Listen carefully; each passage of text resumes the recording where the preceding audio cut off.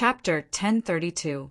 The black and white fire dragon's senses were sharp and accurate, but they underestimated the impact of Qin Yu's soul.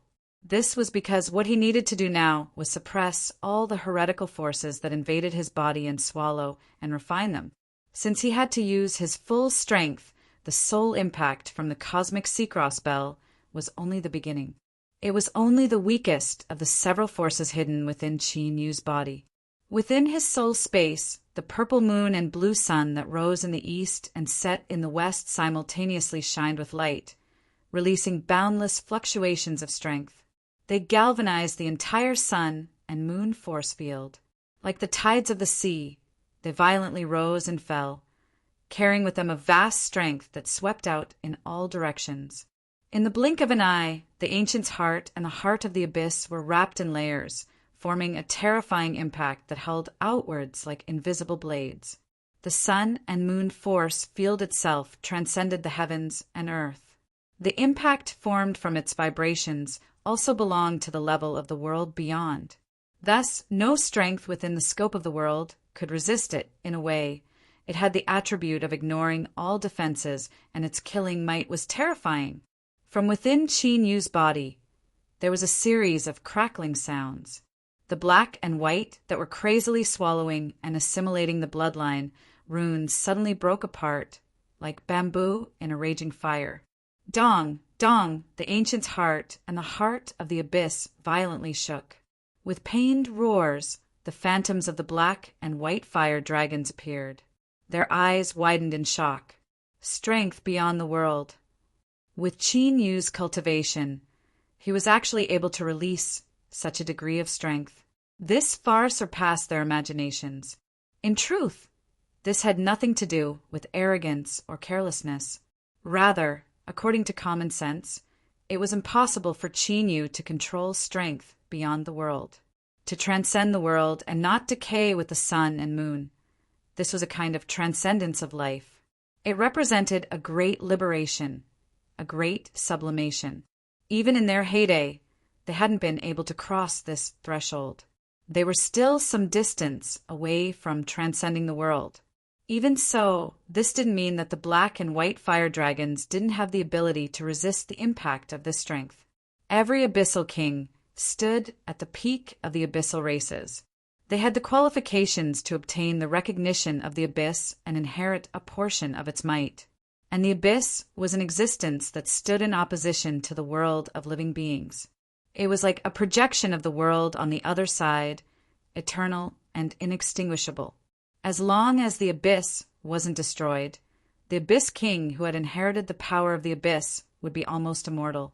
Even if their mortal bodies were destroyed and their souls were torn apart, they could still be nurtured for countless years and return from the abyss.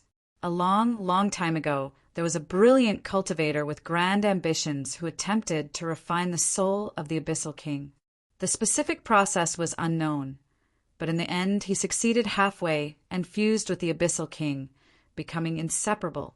Even though the two of them had never truly fused together due to the lack of a suitable medium, they still possessed the same undying attribute. The unworldly power that erupted from the sun and moon fields had indeed caused great damage to the black and white fire dragons. However, as their bodies were being destroyed, they were still constantly recovering. Of course, the recovery speed was slower than the shattering. If the sun and moon force field could unleash an even stronger force, or if it could last longer, it could slowly grind the black and white fire dragons to death. But unfortunately, with Qin Yu's current cultivation, he couldn't truly control the sun and moon force field, nor could he stimulate the impact of the unworldly power. The eruption at this moment was only because the sun and moon force field had sensed its master's determination to perish together with him. Thus, it was bound to be unable to last for long. Moreover, after this, the purple moon and blue sun would fall into a weakened state for a long period of time. Qin Yu, the secrets hidden within this junior's body are far greater than anything we can think of. If we can seize his body, we can take that final step and completely transcend the world. Afterwards, we can break free of the limits of our lifespans and enjoy true immortality. The white fire dragon roared. Its eyes remained calm, but beneath this calmness were tumbling undercurrents. This was because, to them, this was far too critical. In the imagination of the black and white fire dragons, they would use this step of fusing together to allow their own level of life to finally transcend. But now, a shortcut had appeared in front of them. After seizing Qin Yu's body, their lives could transcend. Then, when they fused together, the massive increase in energy would be enough to allow their cultivation levels to rise even further, infinitely approaching the true peak boundary of this world. This good fortune was enough to move the hearts of any living being in the world, to the point where they would go crazy for it. Swallow him, completely swallow him. We must plunder away all of this human strength. The black fire dragon roared, naked greed surging in its eyes. The existence of the cosmic Seacross bell had already surpassed their expectations, and the impact of the unworldly power far surpassed their imaginations. This shouldn't have been an existence that Qin Yu had the qualifications to touch. In their eyes, this was his limit. As long as he could make it through, he could eat to his heart's content. Of course, this wasn't to be underestimated, because Qin Yu had already brought a sufficiently powerful psychological impact to the black and white fire dragons. It was just that in this world, there were always some things that couldn't be deduced with common sense. For instance, when facing Qin Yu, the black and white fire dragons' judgment wasn't wrong at all. They simply didn't know who they were facing. Indeed, in terms of cultivation, Qin Yu simply didn't have the qualifications to be compared with them. Even today, when he was far from his peak state in the past, any one of them had the strength to easily erase Qin Yu. But in terms of trump cards, even if the two of them were added together, they still couldn't compare with Qin Yu. He was indeed an anomaly in the world. He should have died, but he chose to live on. He was destined to live an ordinary and humble life, but because of the foot-long sea blue light, he rose up. When a grass root lived for a long time, it would become tough enough. If it wasn't tough enough, then that was because it hadn't lived long enough. Qin Yu was prepared. He wanted to be the longest living grass root in the world. In the end, he wanted to possess the strength to easily tear apart the world. So, he certainly wasn't prepared to die. He wasn't prepared to hand over his strength and obediently allow it to be swallowed up. They wanted to plunder all of his strength. Strength, then, it would be rude not to reciprocate. Let's see who will have the last laugh today. After stepping out from the cosmic Seacross bell, Qin Yu's soul instantly returned to his mortal body. He could clearly feel the two incomparably terrifying strengths that had broken into his body. Once released, it would be enough to instantly tear his entire body, including his soul, to shreds. If he didn't want to die, then the only way was to suppress this strength forever, or take it for his own use. Suppressing it forever was impossible. Then there was only one choice. Qin Yu closed his eyes and took a deep breath. In that instant, his thoughts fused into a towering existence.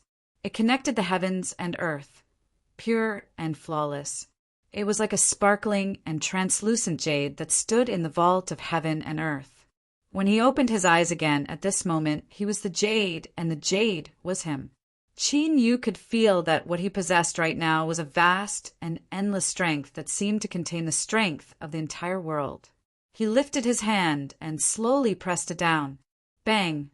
It was endlessly terrifying, containing the great Tao of the heavens and earth. A wild strength instantly arrived, grasping the ancient's heart and the heart of the abyss.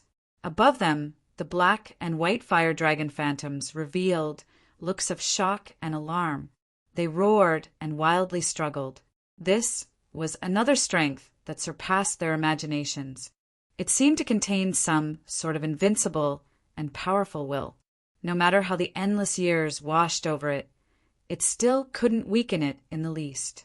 The black and white fire dragons could hear roars in their ears, reaching straight into the depths of their minds. Each roar contained an indomitable determination, a formidable strength that left one's heart trembling. Above the heart of the abyss, the black fire dragon roared, eternal and inextinguishable. You are their inheritor. Damn it, you are their inheritor. Its body seemed to have been placed in some strong acid. It was suffering intense corrosion, rapidly breaking apart and dissipating. After roaring, it began to howl in pain. Save me! Hurry and save me! Otherwise, if I die, you will also suffer a backlash. To the black fire dragon that occupied the heart of the abyss, the strength of the jade egg clearly had an additional killing power. This should be related to the inheritor of eternal undying that it had roared about. But as soon as this thought appeared in Qin Yu's mind, it vanished. Right now, he only had one thought in his mind, and that was to kill the black and white fire dragons and survive this chaotic situation. Save you? I don't think there is a need for me to do that. The strength of the eternal and inextinguishable inheritance has actually helped me a great deal. The white fire dragon opened its mouth. After roaring, it released a terrifying, swallowing strength. When the black and white fire dragons were evenly matched, neither could do anything to the other. But now that the power of the abyss had been severely wounded, this balance was broken. The two were originally one. Now that one was weakened, it was no longer able to resist the plundering of the other, because, putting aside their own wills, the strength they possessed instinctively yearned to fuse with the other and become even stronger. Ah! With an unwilling roar, the black fire dragon collapsed. Its body turned into a black current that submerged into the white fire dragon's body. After swallowing the black fire dragon, changes began to occur all over its body. With loud crackling sounds, its body began to expand at an astonishing speed. At the same time, black and white colors began to appear on the surface of its scales. They constantly swirled around, as if they were forming a samsara cycle, mysterious and mystical. Roar! The fire dragon reared its head back and roared. A different aura spread out from its body. The boundless suppressive strength began to violently shake. Because at this moment, after completing the fusion, it had completed its life transformation. It had transcended the shackles of the world and become a true immortal existence. Not only did its strength rise, but the rise in its life made it impossible for it to lock onto its target. No matter how formidable the strength of the world was, it was impossible for it to harm a life form that transcended the world. If it weren't for the jade egg itself possessing a transcendental attribute, then the suppressive strength it released would have been completely ineffective. Qin Yu, with your cultivation, you already possess such good fortune. If you are given enough time to truly grow, not even I dare to guess just how powerful you will become. The fire dragon slowly spoke, its massive body swimming through its blood vessels. But today you must perish. I will obtain all of your strength and the chance to reach the peak of the world. I guarantee you that if there is a day in the future when I can stabilize the ruler realm, I will surely reverse time and bring you back from the realm of death. I will grant you a new life. The fire dragon's body moved. Black and white flames were released from its scales, weaving together to form a vortex. Rumble, rumble. As the vortex spun, a powerful pulling force was released. This strength wrapped around Qin Yu, completely swallowing up everything he had, including his flesh and blood, his soul. Then a new life would be born in this vortex. It would bid farewell to the past, leaving no trace behind. Even if a ruler-level existence were to descend and reverse time to investigate, they still wouldn't be able to lock onto his tracks. At that time, he would be able to begin a brand new life. Whether it was the abyss or the world of living beings, they were destined to submit beneath his feet. Kacha! Kacha! Qin Yu could hear cracking sounds coming from all around him. Each sound meant that a terrifying crack had appeared. Each crack seemed to be on his body. Or, it was more accurate to say that the pain they produced was directly affecting his soul. It made him feel as if he would be torn to shreds and vanish into thin air. As he thought whether it was the abyssal king or the great figure that built the myriad soul Tao in the past, neither of them could be easily killed. Even though countless years had passed and they had become incomparably weak, they still weren't existences that he could rely on his own strength to contend with. Little Blue Lamp. With a deep roar, madness shined in his eyes. This was Qin Yu's final trump card and also his most powerful method. The reason he was able to live to this day and climb up the great Tao to his current cultivation was all because of this little blue lamp. If he failed again, then perhaps he was doomed to die today. Bang! Above Qin Yu's head, space shattered. But this wasn't the end. Rather, it was the beginning of a massive collapse. An invisible and terrifying strength. It swept out in all directions like a tide, causing space to collapse inch by inch and forming a dark void that stretched as far as the eye could see. He was trapped in this dark void, imprisoned by an invisible strength. In the next moment, the phantom of a great sun arrived. In that moment, the radiant sunlight covered Qin Yu like fire. The light surged as if it were burning. But now, these flames didn't cause any damage to Qin Yu at all. But this didn't mean that they were nothing more than phantoms without any strength. On the contrary, the might of these flames was strong enough to instantly burn mountains and seas into nothingness, turning the world into a purgatory. However, all of the strength it released had already smashed into Qin Yu's chest. It turned into an endless hell of fire that imprisoned the fire dragon within. As space shattered and the dark void arrived, the fire dragon could already feel fear rising from the depths of its heart. With its current level of life and the strength it possessed, it could be said that it stood at the peak of all existences in the infinite heavens. If it could feel fear and even despair, then there was only one possibility: a ruler. This was the strength of a ruler. The fire dragon couldn't help but doubt its own understanding once more. What it wanted to kill was a little cultivator that hadn't even stepped into the original divinity realm. How could it possibly draw out the highest peak existence in the world? Could it be that some ruler had determined that Qin Yu would inherit their legacy and become a candidate to become the new ruler? If this was true, then there would inevitably be a mark left on his body that belonged to a ruler. But the fire dragon hadn't sensed anything strange before.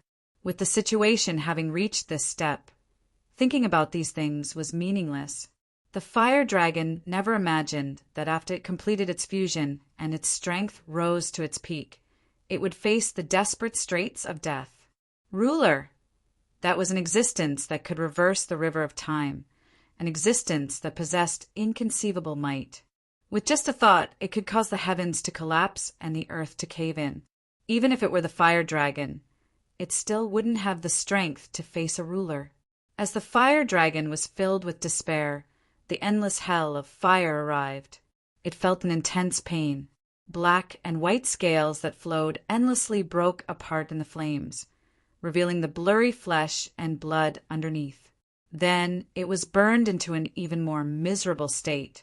But at this time, the despair in the fire dragon's eyes began to fade away. After the joy of surviving a calamity, it was replaced by a wild joy that was hard to suppress. It wasn't a ruler. The one who attacked wasn't a ruler. Otherwise, within the hell of fire, it would have been instantly burnt to nothing. It wouldn't have had the chance to carefully experience this pain. But this hell of fire did indeed possess some characteristics that belonged to the ruler level. Otherwise, it wouldn't have been so easily injured. Then there was only one possibility: the mark of a ruler.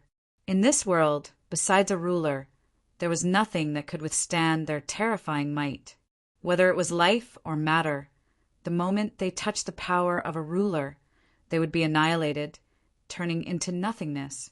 Besides that, there was only one existence that could release a portion of the might of a ruler. That was the unsurpassed mark of a ruler. In the vast world, there were endless worlds, but there was a limit to the number of rulers. This was because the number of rulers that could entrust their lives to become rulers had been constant since ancient times. Thump! Thump! The fire dragon's heart wildly beat. At this moment, it even forgot about the torment of purgatory its body was withstanding. Its eyes stubbornly stared at the sea of fire in front of it, as if it were looking at a transcendent great Tao that led straight to the peak of the world. Endless years ago, a time so long ago that not even the will of the fire dragon was born, there was a ruler that suddenly perished. His mark wasn't passed down, but shattered into countless fragments that scattered through the world.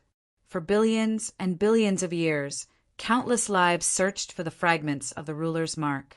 They hoped that one day they would be able to reform the ruler's mark and fill in the empty seat of the ruler in the universe. But the river of time flowed for an incalculable amount of time. Trillions of geniuses appeared, like stars illuminating a corner of the heavens. But in the end, they all perished one after another, and no one was able to truly become a ruler. There were even rumors that said that the ruler that perished in the past had destroyed his own mark before he died, causing the ruler of the world to be eternally absent. The fire dragon didn't know whether or not this rumor was true, but there was one thing it was sure of, and that was that what appeared in front of it was a fragment of the ruler's mark. Moreover, this fragment seemed to have already approved of Qin Yu. Thus, when he faced death, it had taken the initiative to descend. It had to obtain it. It had to obtain it. With the sovereign brand fragment in his hands and his current cultivation base, he would be second only to sovereigns. In fact, he could even dodge a sovereign's attack in advance. Furthermore, by relying on the connection between the sealing marks of the sovereign, it would be able to gather all of the other sealing marks together and eventually become something that could illuminate heaven and earth, something that would never be destroyed. Ruler, ruler, roar. Within the inferno prison, the fire dragon crazily roared. Crazed wasn't just a description. At this moment, it had truly gone mad.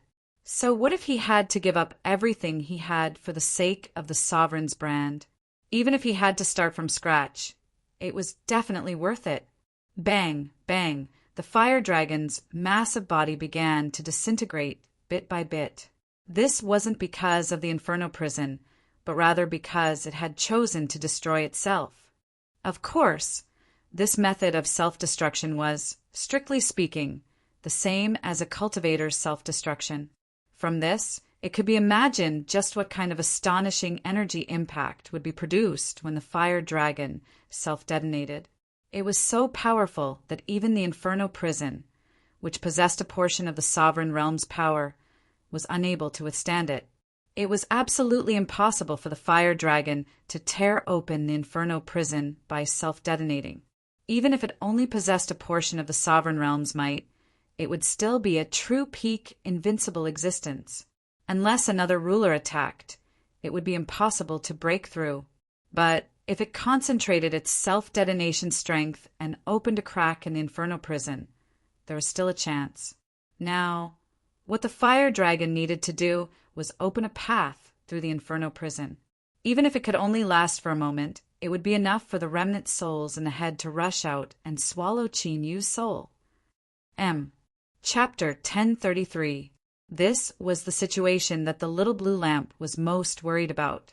With his strength, it wouldn't be difficult for him to kill the fire dragon. Of course, the premise of this was that he had to risk being discovered.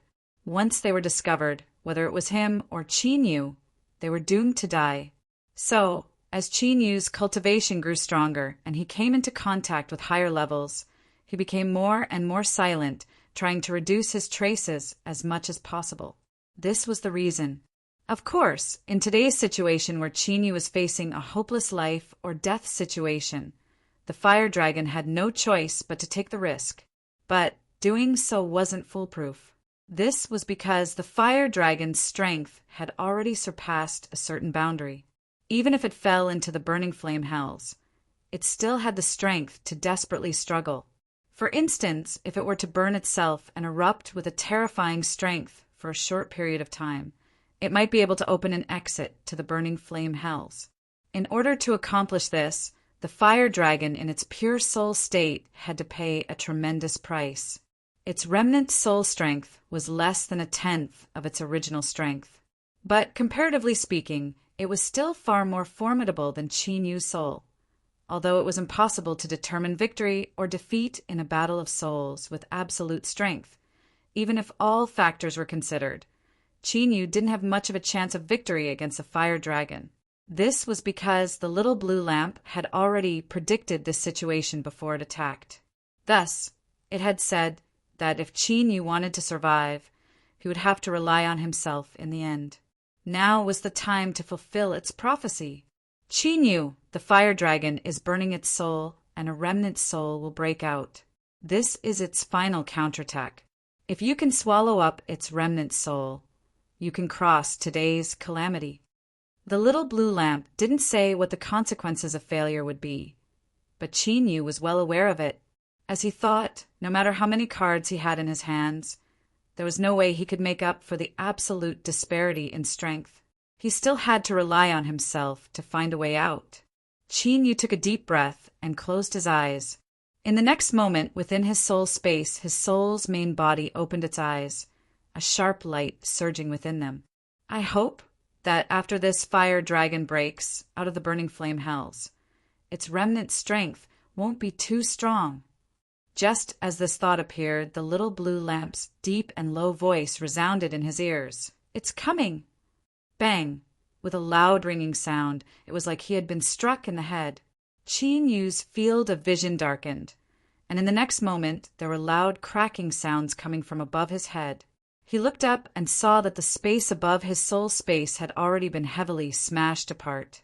A fierce and ugly dragon had emerged. After being burnt by the flames, its scales had fallen off and it was dripping with blood. It glared at Yu, its eyes filled with greed and cruelty. Roar! With a loud roar, 2 thick dragon claws shot out, grabbing onto the crack in the soul space and forcefully ripping it open. Then its entire body drilled in. With just a glance, Yu could feel an indescribably terrifying pressure pressing down on him. It was like an entire mountain range was placed on his chest, making it hard for him to even breathe. Indeed, compared to its complete state, the fire dragon before them had been severely weakened, be it in terms of size or power, but it still surpassed Yu's expectations. Compared to the fire dragon in front of him, his soul was like comparing an adult to a child. This severely lowered his evaluation of the fire dragon. What to do? Yu's mind shook. He was stunned for a moment, even feeling a bit of fear and despair. But the fire dragon didn't stop its actions. Although its remnant soul had escaped from the hells of flame, it wasn't sure whether or not the ruler's mark in Yu's hand had any other methods. If there was another method similar to the hells of flame, then with its current condition, it would be hard for it to escape death. Thus, it had to act quickly without any hesitation. As long as it swallowed Yu's soul, the ruler's mark would be in its hands. Roar! With another roar, the fire dragon held forwards. Its eyes locked onto Yu's soul, cold and tyrannical. Fear was unavoidable. If it was anyone else, they would tremble in fear when facing a fire dragon that was far stronger than them and had such a terrifying appearance. Despair, perhaps there was a moment, but that didn't mean Yu had given up on resisting. On the contrary, his will to live had never wavered. The fire dragon was indeed powerful, but this was his soul space. In other words, this was his home ground. Set! With a loud shout, Yu lifted a hand. The phantom of an ancient bronze mirror appeared in front of him and shot out a beam of light. This beam of light submerged into the fire dragon's body. This was the soul-setting divine light that Yu had inadvertently obtained. To the soul, it had the ability to ignore defensive seals to a certain degree. No matter how powerful one was, as long as they were struck by the soul-setting divine light, they would fall into a brief daze. As for the fire dragon in front of him, it was no surprise. Although it had become an existence that transcended the world and its soul had undergone a qualitative leap, the soul-setting divine light was still effective. Even so, the soul-setting divine light was still effective. From this, it could be seen that the rank of this supernatural power was far, far higher than Yu had imagined. But right now, his cultivation was limited, and he couldn't display the true might of the soul-setting divine light. Of course, at this time, Yu didn't have the mind to pay attention to these things. The slightly sluggish fire dragon only paused for a tenth of a breath of time before breaking free of the soul-setting divine light seal. Although it was incomparably short, the fire dragon still felt a great sense of alarm rise in its heart. Qin Yu was truly worthy of being someone that obtained the approval of the ruler's mark. Although his cultivation was weak, he actually had countless astonishing methods. For instance, this soul-setting divine light didn't seem too formidable, but it seemed to carry with it some great will of the heavens and earth that was actually able to forcefully seal it away. If this method fell into the hands of a formidable existence on the same level as it, even if it was only for a moment, it would still be able to reverse the situation. At the very least, it would have been severely wounded by now. In such a situation, this fire dragon was still able to counterattack. This junior Qin Yu absolutely couldn't be underestimated. A decisive light flashed in the fire dragon's eyes. It took a deep breath, and then its body exploded, turning into a mass of black and white fog that howled towards Qin Yu's soul. This was a method similar to the disintegration of the divine soul. It could release the strength of the soul to the greatest degree. Of course, this method wasn't without limits. Once it was used, it had to swallow other souls in order to completely reform itself. Otherwise, it would gradually dissipate until it was completely annihilated. To the fire dragon, if it couldn't swallow Qin Yu's soul, then it would be erased by the ruler's mark. Since that was the case, it didn't fear risking its life. Moreover, with Qin Yu's cultivation, no matter how many cards he had, his weak cultivation was an irreparable shortcoming. With such a weak soul, as long as he approached it, he would be able to swallow it up in 2 or 3 bites. The degree of danger wasn't as high as he imagined. Qin Yu's soul space was his home field. Thus, even when facing the formidable remnant soul of the fire dragon, he still had a chance to attack ahead of time. But now, it seemed he would only have one such chance. He didn't have much time. After the fire dragon disintegrated, the black and white fog it formed arrived. It split open from the middle and swallowed Qin Yu's soul like a giant mouth.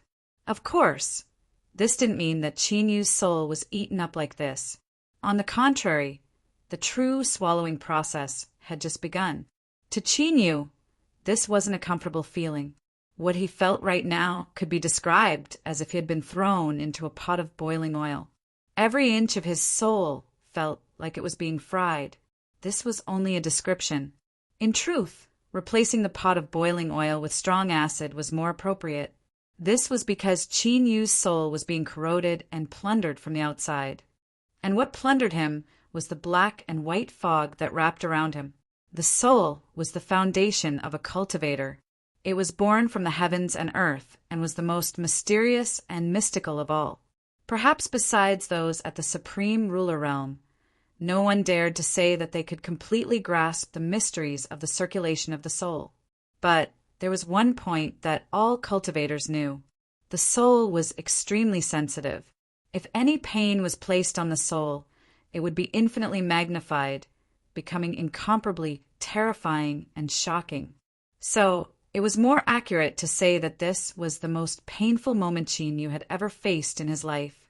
The degree of pain was enough to collapse anyone's will in a single breath of time and cause their mind to collapse. Once this happened, the soul would lose all resistance, and there wouldn't be any accidents during the body-seizing process. Even if Qin Yu's mind was powerful enough and he had experienced many tribulations, his ability to withstand pain had greatly increased. But now he was only able to inspect it for a very short period of time, perhaps not even 10 breaths of time. Because of self-preservation, his consciousness fell into darkness. Even so, his powerful instinct to survive still urged his soul to swallow the fire dragon. With a great tearing motion, masses of black and white fog were torn off and swallowed into his stomach. Soul seizing was an incomparably dangerous process to begin with. This was because no matter how powerful a soul was, unless it reached the legendary realm of condensing the void into reality, it would always be extremely soft. Even if the fire dragon's remnant soul was far more formidable than Chinyu's soul, it would still be ruthlessly torn apart by Chinyu during the body-seizing process. Of course, in comparison, Chinyu's swallowing speed was far inferior to the fire dragon's. So, in the end, his soul would completely dissipate and become a part of the fire dragon's soul. But this was based on the premise that everything proceeded normally without any accidents. Accidents were bound to occur. Otherwise, if Chinyu died here, there wouldn't be the great waves that would illuminate the highest heavens. Just as the fire dragon felt that the body-seizing process was nearing its end, and as long as it put in a little more effort, it would be able to swallow Chinyu's soul. Only then did it relax. It seemed that the power of the ruler's mark also had its limits. It couldn't attack it again and again. Once the body-seizing was completed, everything would be settled. However, the toughness of Chinyu's soul surpassed its expectations. During the entire body-seizing process, he instinctively devoured the fire dragon in order to supplement his lost soul strength. If it weren't for this, the entire swallowing process would have already been completed. But this was also good, because he had swallowed a massive amount of the fire dragon's soul. Chinyu's soul was already filled with the fire dragon's aura. This meant that after the fire dragon swallowed Chinyu's soul, it would be less troublesome and the fusion would be smoother. Now was the time to end this. The fire dragon's thoughts stirred. The black and white fog that wrapped around Chinyu's soul began to surge faster. But now, Chinyu's soul was much more transparent than before. It was like a shadow that faced the suddenly rising, plundering strength. Because of the pain, it twitched as if it would collapse in the next moment. But at this time, the fire dragon suddenly heard a yawn, as if someone had just woken up from a deep slumber. A trace of horror rose from the depths of its heart. It didn't know where this yawn came from, but it could feel despair. Within the black and white fog, a fierce dragon had appeared. It opened its jaws and bit down at Chinyu's soul. It wanted to eat Chinyu's soul right now. Although this sort of crude method was likely to cause damage to the soul and cause it to lose the strength of its inheritance, it couldn't care less. Its intuition told it that if it didn't attack now, it would never have another chance. Chapter 1034. Humph! Little thing, you woke me up and you still dare to open your mouth? You've got some guts. A slightly lazy voice rang out. There was a slight smell of someone who had just woken up. It fell into the ears softly, and the image of a girl from the Jiangnan River appeared in his mind. Her cheeks were slightly red in the afternoon, and her beautiful hair was messy. But now, as this voice fell into the fire dragon's ears, it didn't feel warm at all. Instead, it was filled with endless fear and cold. Puff! It couldn't be seen who attacked, nor could it be seen where the sword light came from. But the fog that wrapped around Chinyu was instantly cut in half. Normally, fog was something intangible and intangible. Even if it was cut in half, it should still be able to fuse back together in the next moment. However, the strange thing was that the half of the mist that had been sliced off by the sword seemed to have been burned by a raging flame, and it disappeared in the blink of an eye. Ah! The dragon head that wanted to bite down on Chinyu's soul emitted a mournful howl before it shattered. The fog was the fire dragon. Now that it was cut in half, it was the same as its entire body being cut in half. Before this, it was mentioned that the soul had to withstand pain. Thus, it wasn't hard to imagine just how terrifying the pain the fire dragon was experiencing right now was. Within Chinyu's soul space, a figure covered her mouth and yawned. She lowered her head and looked at Chinyu. After blinking her eyes, she wrinkled her nose. I really regret taking you in as a disciple. How come there are so many things happening every day and you're still able to disturb me? I've only slept for a short period of time. If it weren't for humph, I really want to watch you get eaten up by someone so that you don't disturb me all the time. She stood there, her mouth muttering to herself. But the pained and terrified fire dragon clearly didn't sense her existence. As if, as long as she didn't want to, even if she stood in front of him, she was nothing but air. Suddenly, space rippled in front of him and the little blue lamp appeared. It turned into a figure that bowed. "Greetings, ruler." The woman glanced at him. "You've developed your own spiritual wisdom? It seems that this piece of yours isn't small. Or have you swallowed other fragments already?" The little blue lamp was silent for a moment. "I was just lucky. I haven't encountered any other fragments yet. Rise. From a certain perspective, you are far more noble than I am. Moreover, I am no longer the ruler." The woman waved her hand, her tone casual. The little blue lamp shook its head. "No, you are the true ruler." He looked at Qin Yu's soul, his eyes filled with emotion. "I already sensed that he had a great destiny and that he would have great achievements in the future. But I never imagined that he would have the qualifications to be accepted as your disciple. If so, then I can rest assured." The woman sneered. "Don't try to shirk your responsibility. I was able to do it because the commotion was too big. Otherwise, I wouldn't have woken up. Moreover, you probably know that in my current state, I can't descend into the world frequently. So, in the future, you should keep an eye on him, or tell this kid to be more cautious. Don't always stir up trouble. If one day he plays himself to death, I don't really care. After all, there are many disciples in a big family, and you will be in trouble." The little blue lamp cupped his hands together. "You are right. I will tell him. Stop, don't try to test me. Although I've accepted him as my disciple, I won't let him know before he passes the test. You should understand the rules, so it's best if you don't speak too much.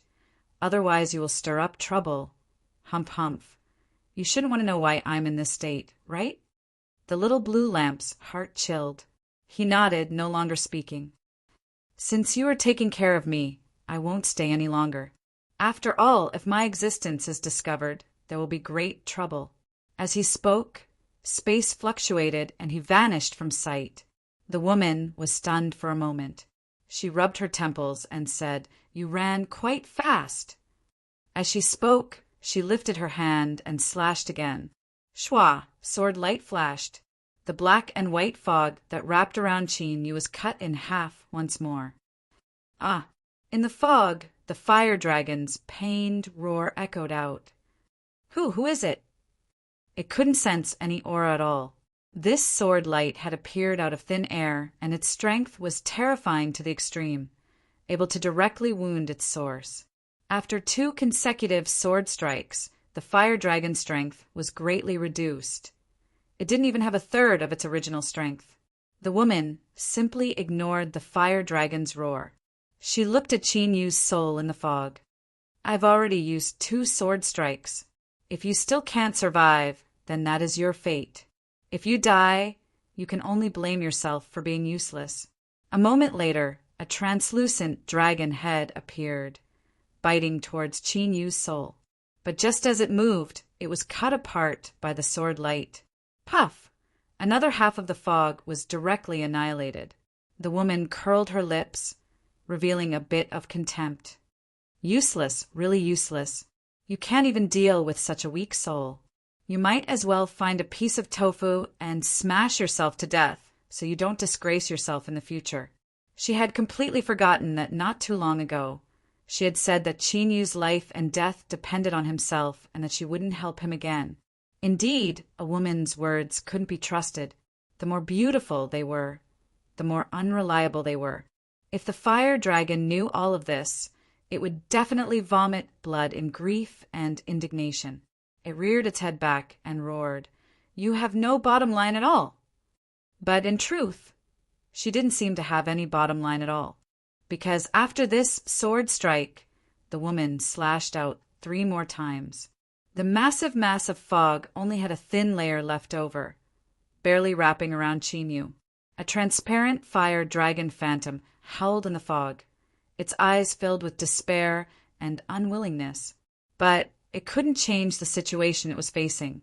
Since time immemorial, no matter when or where, competing with one's background was an unavoidable matter. Qin Yu originally didn't have much of a background, but he didn't know that after becoming the disciple of someone else, he had obtained a golden thigh, and the purity of that golden thigh was 9,999%. Although her words were filled with disdain, the truth was that she was very satisfied with this disciple of hers. In particular, when she discovered that Qin Yu had obtained a portion of the ruler's mark's approval, her satisfaction rose even higher. Although the ruler's mark was something that she couldn't do without, it was still the key to the great Tao. If she couldn't even obtain the key, then what use was it even if she was talented? Sometimes something like luck was incomparably important. In this woman's opinion, this disciple with such a weak cultivation had far too good of a luck. If it weren't for this, why would she attack again and again, because some of what she said before was true? For instance, in her current state, it would be best if she didn't descend. And even if she did, the number of times she attacked should be strictly limited. In order to slash out 6 times in a short period of time, even she would have to pay a considerable price, of course. If it were just to kill the fire dragon, there would be no need to go through so much trouble. If any one of those sword strikes erupted, it would be more than enough to leave the fire dragon beyond redemption. The reason she kept slashing out again and again was because she wanted to help Qin Yu preserve as much of the fire dragon's strength as possible.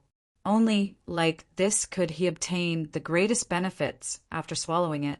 Although she didn't clearly state her stance, the fire dragon soon realized what Qin Yu's female teacher was thinking. It was filled with anger, fear, despair, and even a bit of ruthlessness. Although it still hadn't been able to sense who the person who attacked was, it wasn't difficult to guess the identity of the person who could easily accomplish such a feat ruler. Only an unsurpassed existence could play with it in the palm of its hand. But even if a ruler could kill it, they couldn't treat it as food on a plate and feed it into Qin Yu's stomach. It couldn't flee, but it could choose to end its own life. Moreover, it wasn't certain that the fire dragon would die. It had to be known that half of its soul source came from the Abyssal King. As for the Abyssal King, once they obtained the recognition of the Abyssal Will, it was nearly impossible to kill them. Even if their souls were destroyed, there was still a chance that they could resurrect from the Abyssal world after a long period of time. Although they might not succeed, there was at least a slim chance. As the fire dragon swam through the fog, a decisive light flashed in its eyes. In that moment, a terrifying aura erupted from its body. The woman suddenly clapped her hands, joy in her eyes. "I've caught you!" Bang! An invisible strength instantly arrived, suppressing all of the fog. The fire dragon phantom that swam through the fog froze in place. Now, the scales on its body began to crack apart, revealing the body beneath. The surface was covered with fine lines, on the verge of shattering, on the brink of life and death. This was the fire dragon's current state. Its eyes widened as if it could sense something incomparably terrifying. It crazily struggled to escape. But what a pity, facing the suppression of this boundless strength. Everything it did was futile. Little thing, you can be too clever for your own good. This is exactly what you're doing right now. If you hadn't blown yourself up and exposed your life mark, then my disciple would have had to expend a bit more effort to eat you. Now, since you are useless, you should obediently dissipate. With a snap of her fingers, the light in the fire dragon's eyes rapidly vanished. In the blink of an eye, all that was left over was an empty void. Rumble, rumble. The abyssal city violently tumbled about. It was like a terrifying creature that had been buried deep within was about to awaken from its slumber. The originally withered and dissipated abyssal demon energy gushed out once more. In the blink of an eye, it filled every inch of space within the world. The woman looked up at the pitch-black skies, a dignified expression on her face, but the corners of her lips curved up in a faint excitement. As expected, you fellow are still so brainless. This is the world of living beings, not a place where you can act like a tyrant. You actually dared to directly descend here. It seems that after so many years of not fighting, you've already forgotten my methods originally. If I didn't have even 10% confidence in this matter, I would at most have tried. But now that you've arrived, as long as I can sever your will, perhaps I might have a better chance." She lifted a hand and grasped forwards.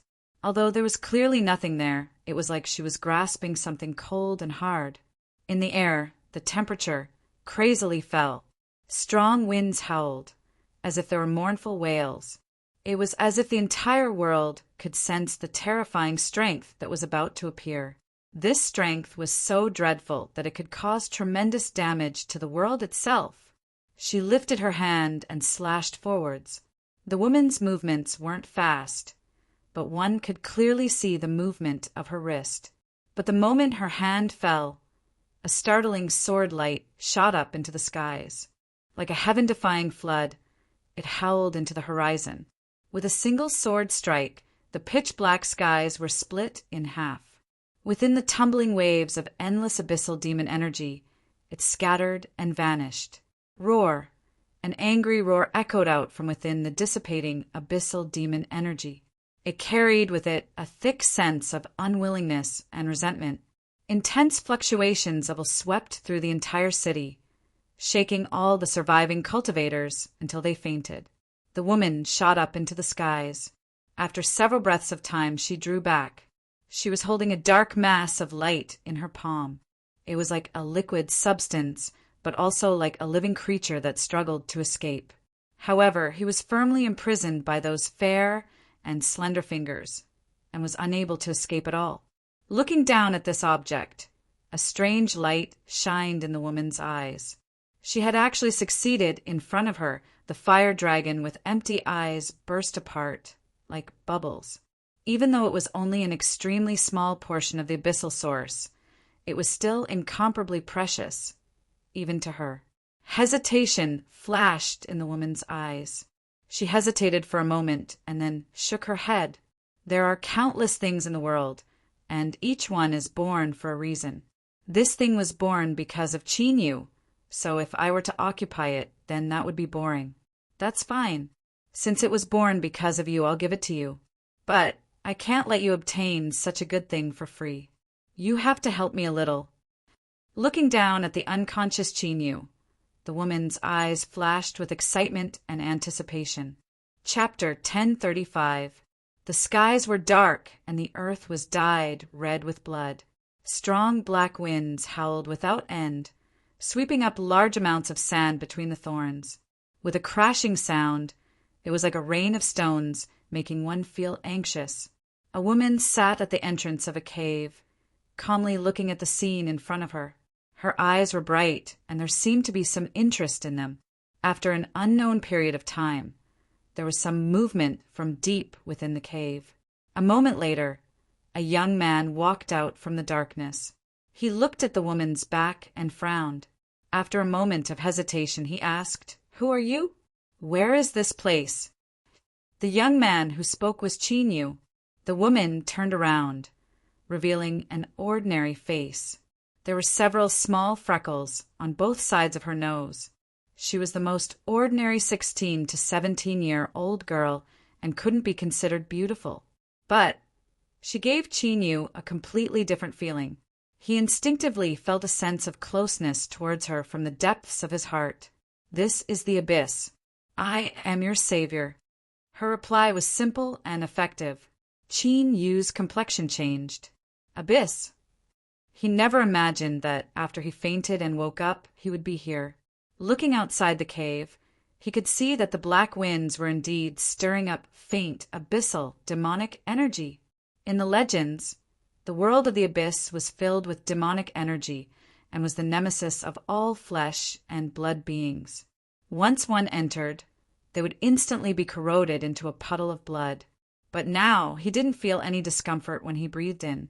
In fact, as tiny traces of abyssal demonic energy were sucked into his body, he even felt refreshed and comfortable. What was going on here? The woman lightly said, "The reason is simple. It is because your current state is that of an abyssal life form." Chinyu took a deep breath and suppressed his shaking heart. He closed his eyes and sensed his current situation. After a long time, he opened his eyes, a complex color on his face. This was because what the woman in front of him said was correct. He had indeed transformed into an abyssal life form.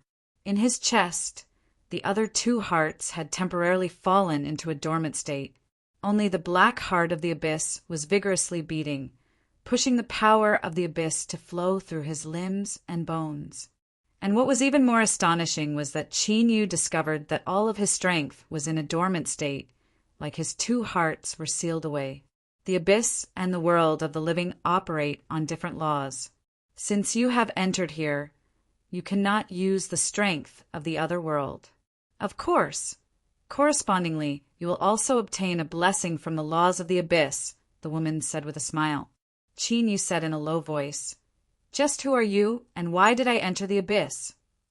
The woman's smile remained unchanged. "You do indeed deserve a name. From now on, you can call me Teacher Liao. As for why you entered the abyss, that is because you fused with a portion of the abyss's origin source, so it is only natural that you would be brought here." The spring and autumn annals brushed past some of her contributions to the book. She couldn't possibly say, "Because I've been wanting to enter the abyss for a long time, so I let you bring me in." Harmony, harmony. Without giving Qin Yu any more time to think, Liao Shi continued, "I saved your life, and I'm sure you don't doubt that. So it's time for you to repay me." Qin Yu looked at her. This woman didn't have the least bit of aura around her, as if she were the most ordinary of women. Even if she had lost all of her strength, she could still be crushed to death with just her mortal body alone. But for some unknown reason, when he faced her, he felt an instinctive dread. There was no reason for it, but it truly existed in his heart. Of course, the most important point was that it was absolutely impossible for an ordinary woman to save him, much less appear in the abyss. Perhaps the ordinary appearance he saw in front of him was because his strength wasn't enough to see through this woman's concealment. That's right. Qin Yu didn't doubt this woman at all when she said that she was his savior. If it weren't for this, then with the state he was in before he fainted, he would have been swallowed up by the fire dragon and his soul would have perished. "What do you want?" Liao Shi turned her head and continued to look at the flying sand and stones outside. "I want to see more of this world." "Qin Yu, what sort of request was this?" Just at this moment, a series of hurried knocking sounds came from outside the cave. A black shadow was charging towards the cave against the rain of stones that filled the sky. Upon closer inspection, one could see that this was an abyssal creature shaped like a blue wolf.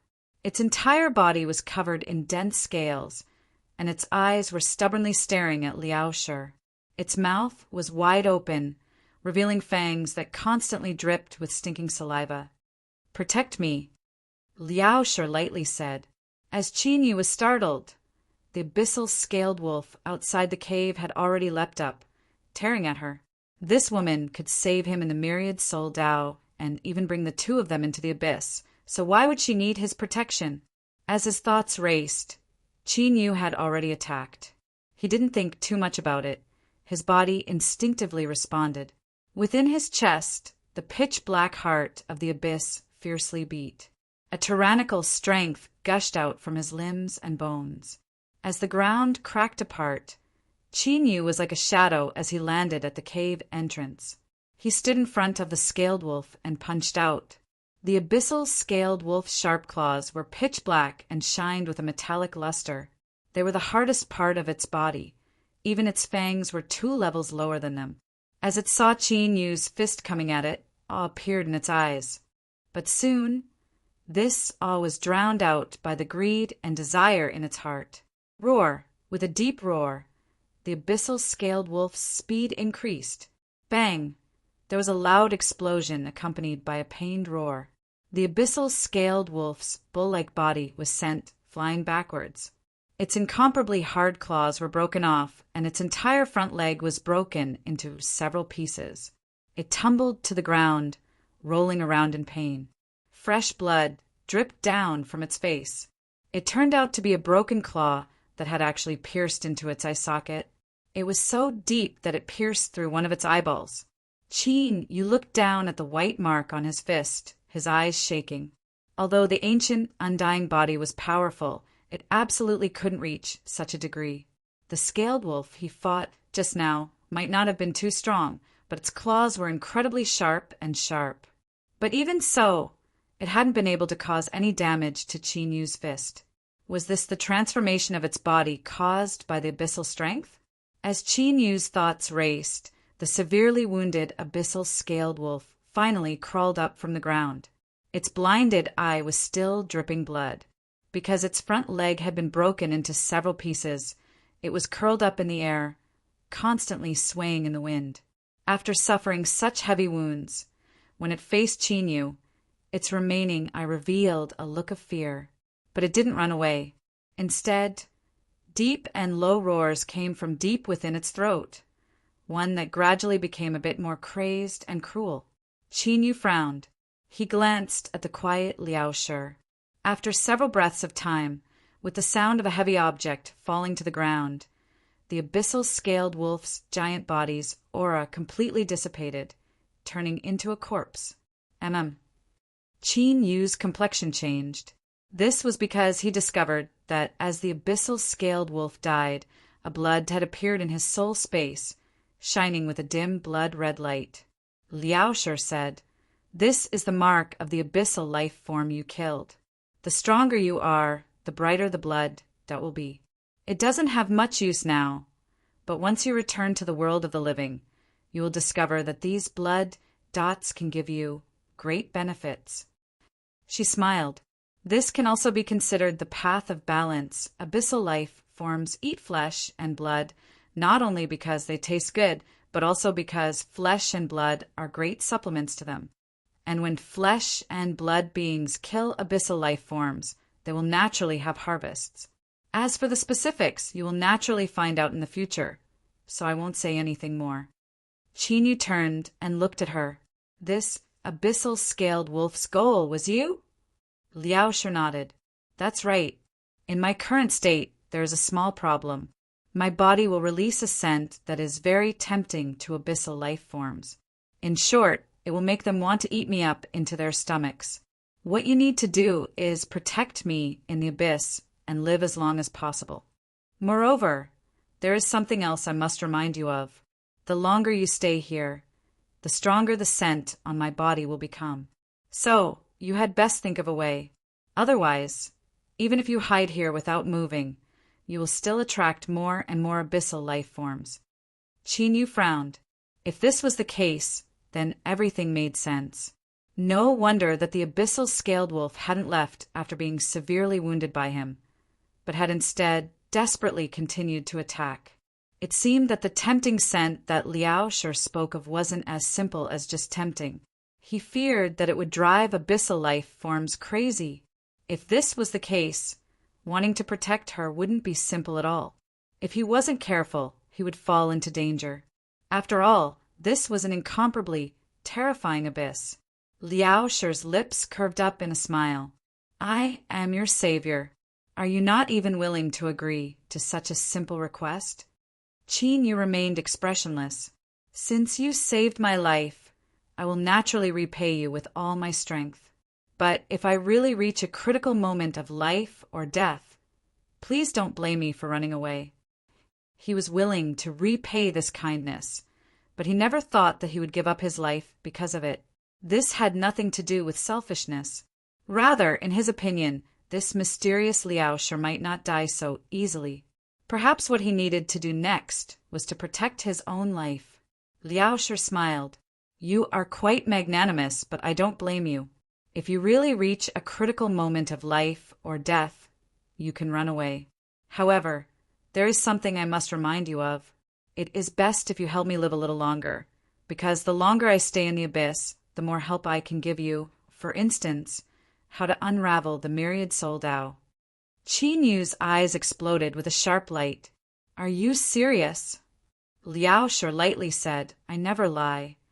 Good. Qin Yu took a deep breath. I will do my best to protect you. Liao Shi blinked, a bit surprised. Aren't you afraid that I am lying to you? Qin Yu said, I believe in my own intuition. A man's sixth sense? Liao Shi whispered. He couldn't help but curl his lips. He actually dared to believe something like this? Didn't he know that most intuition was a lie? Qin Yu strode out of the cave and arrived beside the abyssal scaled wolf's corpse. He allowed the sand and stones to fall on him, making loud crackling sounds. Thinking for a moment, he grabbed the scaled wolf's corpse and walked back into the cave. You said that you wanted me to protect you and help you survive as long as possible in the abyss? Liao Shi looked at Qin Yu and then at the wolf corpse in his hands. That's right. But what do you want to do? Qin Yu tore off the wolf's head. The corpse was still warm, and a massive amount of black blood splashed out. It's simple. Since your scent will attract the abyssal creatures to go crazy, I will cover it up. Liao Shi's eyes widened. But before she could object, Qin Yu grabbed her wrist. This is the method I came up with. If you don't agree, then I won't go back on my word. A moment later, the wolf corpse was tossed to the ground.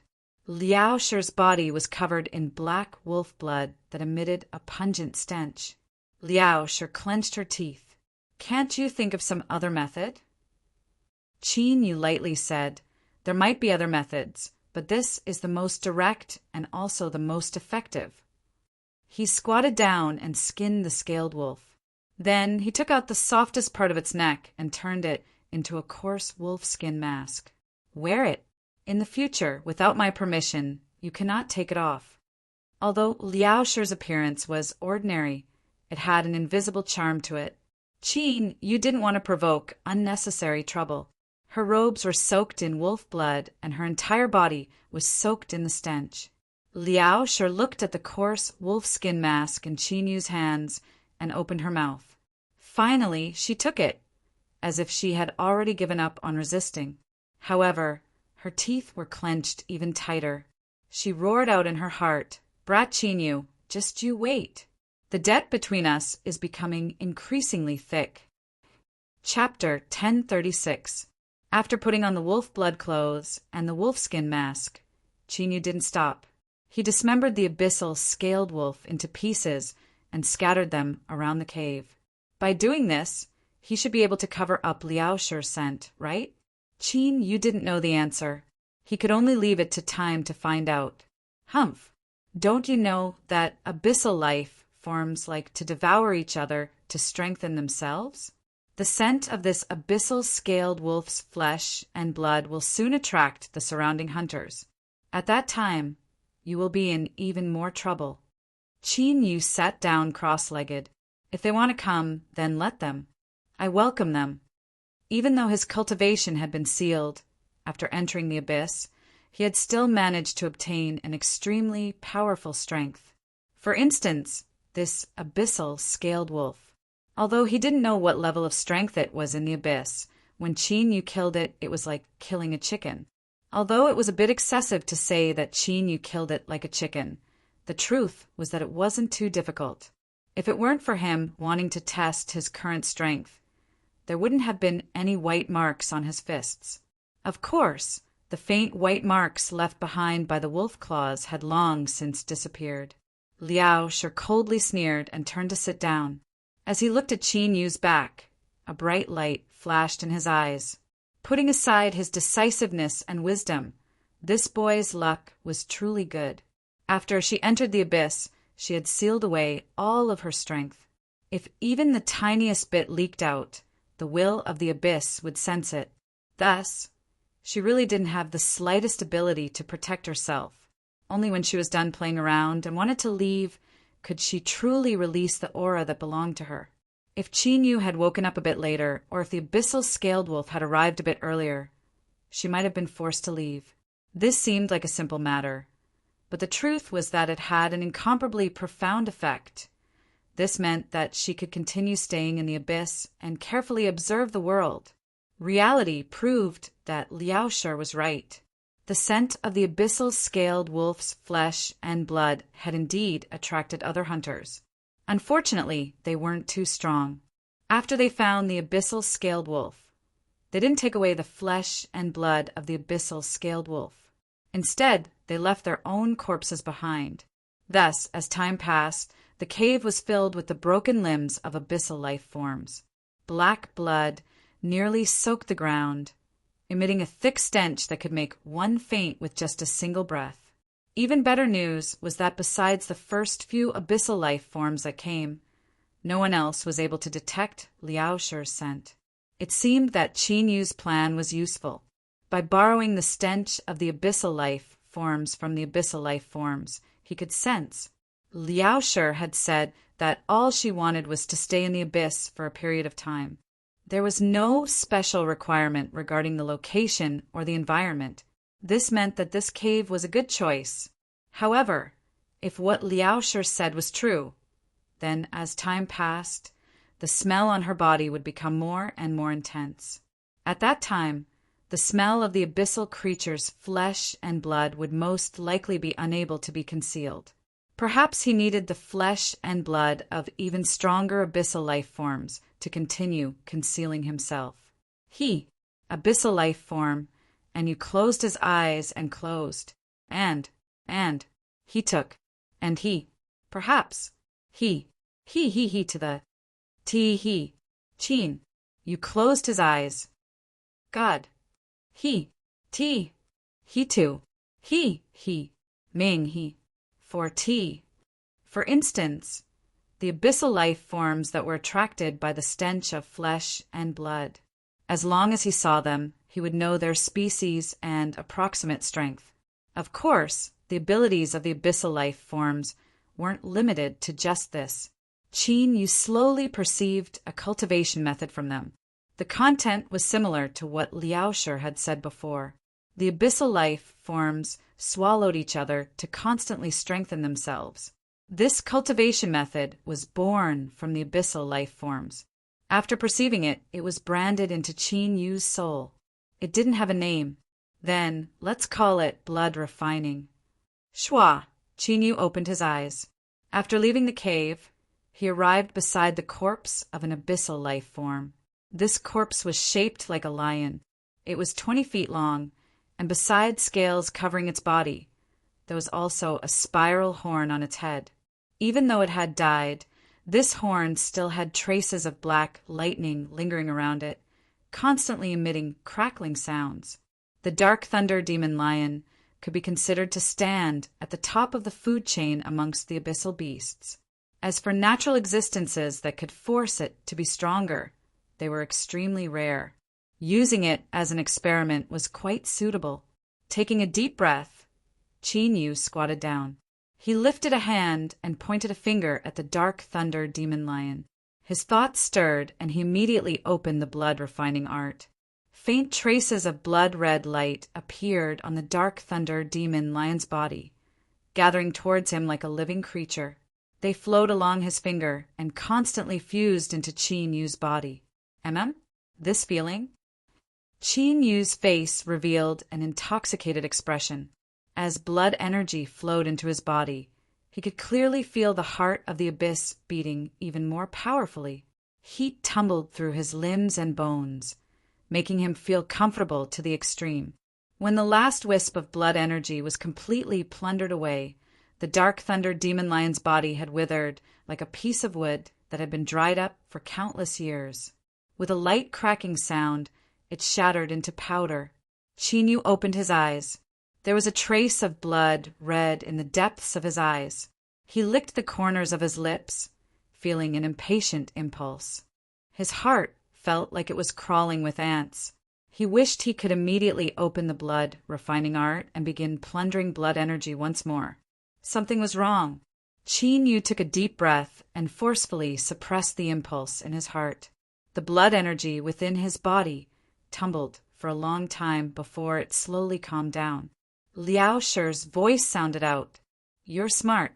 Although this plundering art can strengthen one's body, there is an enormous downside to it. If you cannot restrain its temptation and sink into it, you will quickly plunder too much and your bloodline will become impure. Finally, your bloodline will go berserk and you will become a monster that is neither human nor ghost. You might even lose your mind and become a walking corpse that only knows how to slaughter. Qin Yu's heart chilled. Liao Shi had no reason to lie to him. Indeed, There was something wrong with that feeling just now. Luckily, he had been cautious enough and hadn't been swallowed by the desire to plunder. I call this art blood refining. It is to seize the bloodline of an outside world to strengthen oneself. But now, it seems that its flaws are far too great. That desire to devour just now was something that even he had nearly been unable to suppress. Those who are weaker might have already fallen into it. Blood refining. Liao Shi repeated this name several times. Then she nodded. This name is quite appropriate. The foundation of an abyssal creature is their own bloodline. Through cultivation or plundering, they can constantly strengthen themselves and absorb more abyssal demonic energy until the will of the abyss descends upon them. She glanced at Qin Yu. There are countless arts in the world, and no matter how perfect they seem, there will always be flaws. This is because, in this world, there is no such thing as true perfection. The bloodline law that you perceive from the source of the abyss may affect your mind, but as long as your will is strong enough and your mind isn't blinded by bloodthirst, as well as you control the frequency at which you use it, it can be considered a heaven-defying cultivation art. Of course, I must remind you that this cultivation art can only be used in the abyss because it is a method approved by the will of the abyss. It cannot be used outside. Moreover, as your cultivation deepens, the more strength you obtain from the blood refining art, the more powerful the influence it will have on your mind will become. Qin Yu had a dignified expression. There is nothing in this world that is perfect. As he thought to himself, a light flashed in his eyes, as if he had gained something. After several breaths of time, he composed himself. He cupped his hands together and bowed. Thank you for the reminder, Miss Liao Shi. Liao Shi closed her eyes. It's nothing. I just hope that you can help me stay in the abyss for a little longer. Seeing that she wasn't willing to speak further, Qin Yu turned and returned to the entrance of the cave. He sat down cross-legged and began to sense the changes occurring within his body. The bloodline of the Dark Thunder Demon Lion that had been plundered by the blood-refining art was now within the heart of the abyss. As Qin Yu focused his consciousness on it, he could even see a shrunken, blood-red, Dark Thunder Demon Lion struggling and roaring within the heart of the abyss. What he needed to do next was to thoroughly refine its bloodline.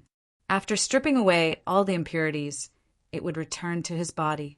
This process wouldn't be too fast, and it would also require a massive amount of energy. But only like this would he be able to obtain the purest bloodline strength that wouldn't harm him. As Qin Yu closed his eyes and urged the heart of the abyss to beat, constantly tempering the Dark Thunder Demon Lion's bloodline as it contracted and expanded, Liao Shi suddenly opened her eyes. When she looked at him, there was a different light in her eyes.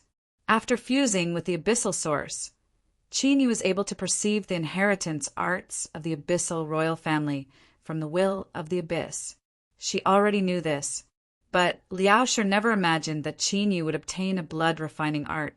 It had to be known that although this plundering bloodline-strengthening art had major drawbacks, the speed at which one's strength increased was terrifying. With the special characteristics of abyssal life forms, one wouldn't need to cultivate after obtaining it. As long as one lived long enough, they could eat and become an abyssal king. With Liao Shi's understanding of the abyss, Qin Yu's blood-refining art was an incomparably precious treasure even amongst the abyssal royal family.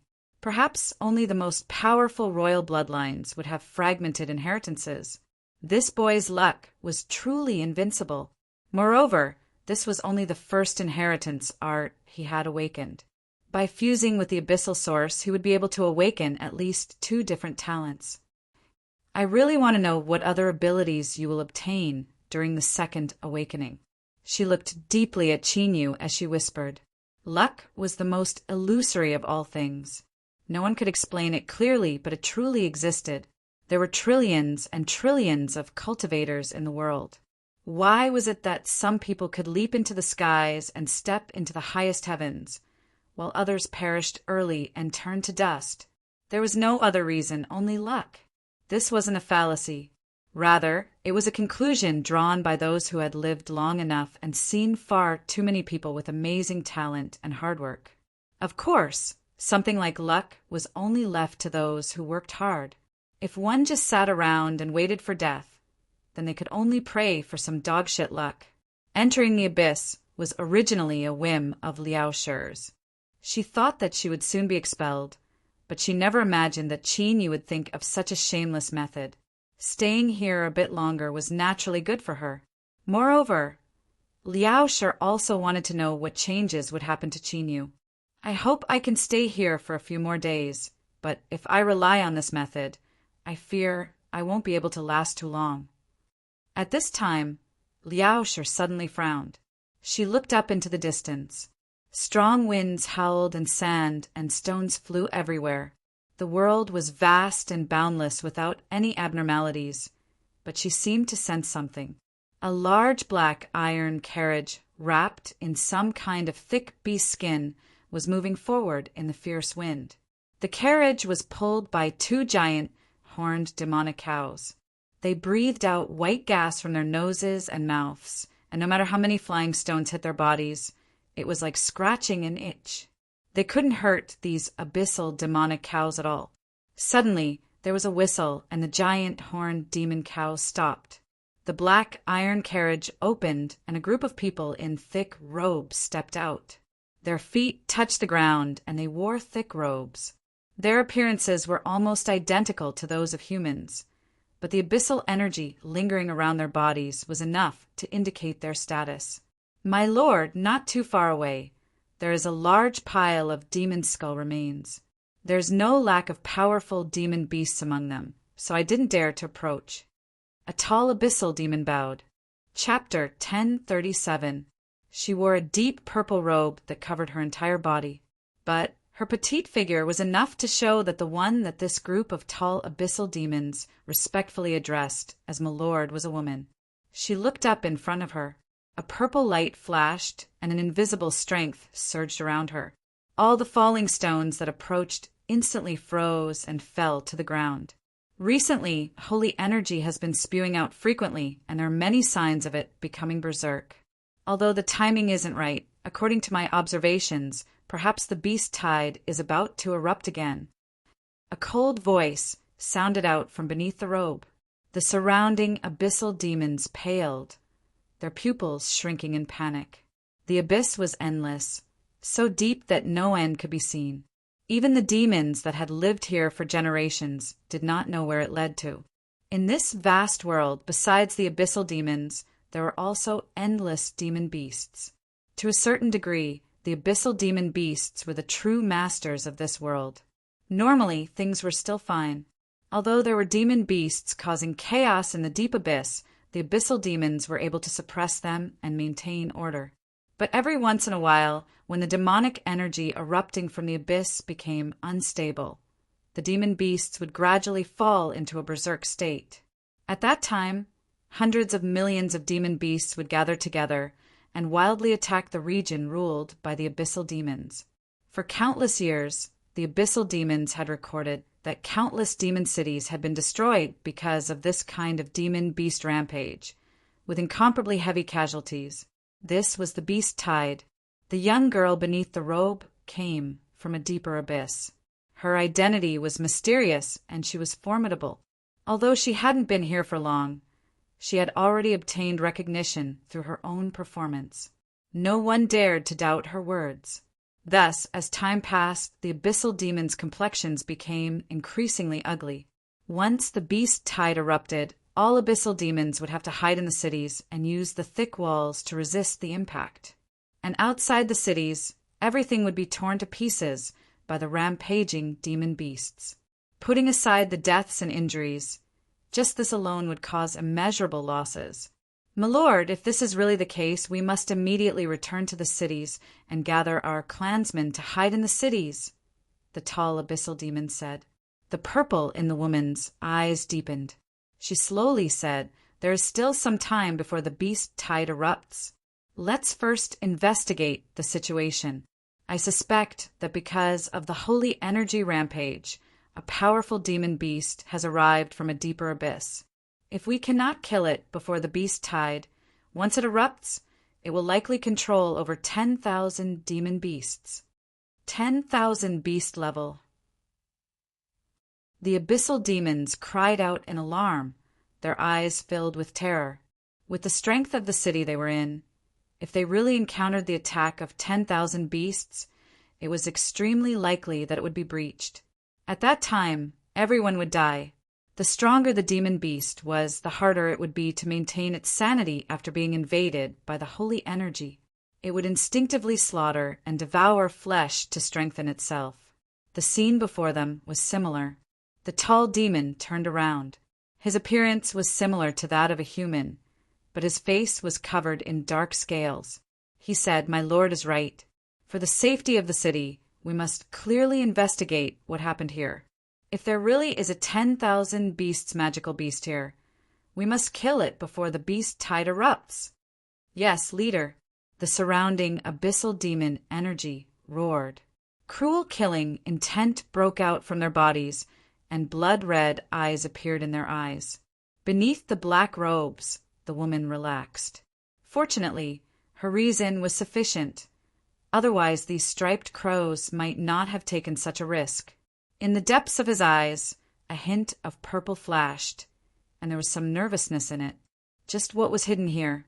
Could this be what she was looking for? If so, then these striped crows were simply sending themselves to their deaths. But that didn't matter. They were just a group of lowly beings. If they died, then they died. What did it have to do with her?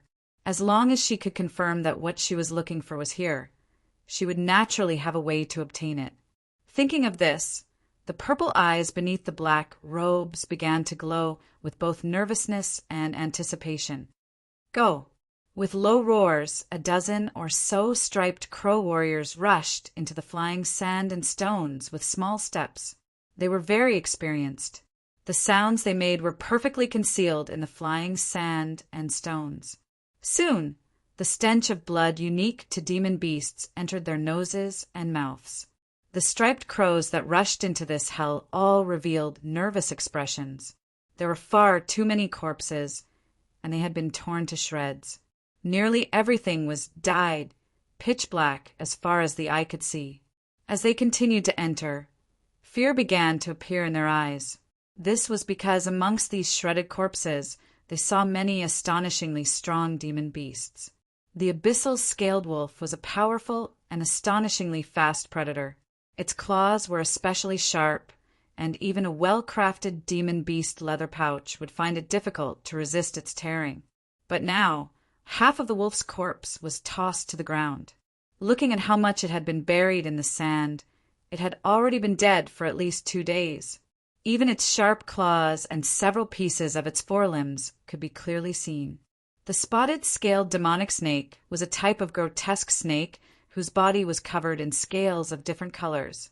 As it lived longer, the color of the scales on its body would also increase. In front of them, this spotted scaled demon snake that had been torn into several pieces had scales of 7 or 8 different colors. It had lived for at least 300 years and was extremely powerful. It would take at least 10 striped crow warriors to kill it, and it would be difficult to avoid injuries. There was also the earth-shatter beast, the 8-legged blood spider, the black steel armor, and other terrifying demon beasts.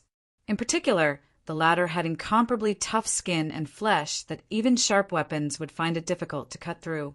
But now it had been torn to shreds, with almost no part of it intact. Gulp! The dozen striped crows gulped. The blood-red light in their eyes faded, and they felt the courage in their chests vanish. Standing there, they raised their heads and looked forward. They could faintly see the silhouette of a low mountain peak. All of the demon beast corpses that had been killed were scattered around this mountain peak. Without accident, the demon beast they were looking for was likely to have escaped from the deep abyss and was hiding here. But now, their goal was right in front of them, and they didn't have the courage to continue forward. Those that came today were the strongest warriors of their tribe. Jiao Li was the patriarch's son, and he carried a saint artifact of their tribe with him, so he possessed formidable strength. But facing such a terrifying demon beast, The striped crows still didn't feel confident.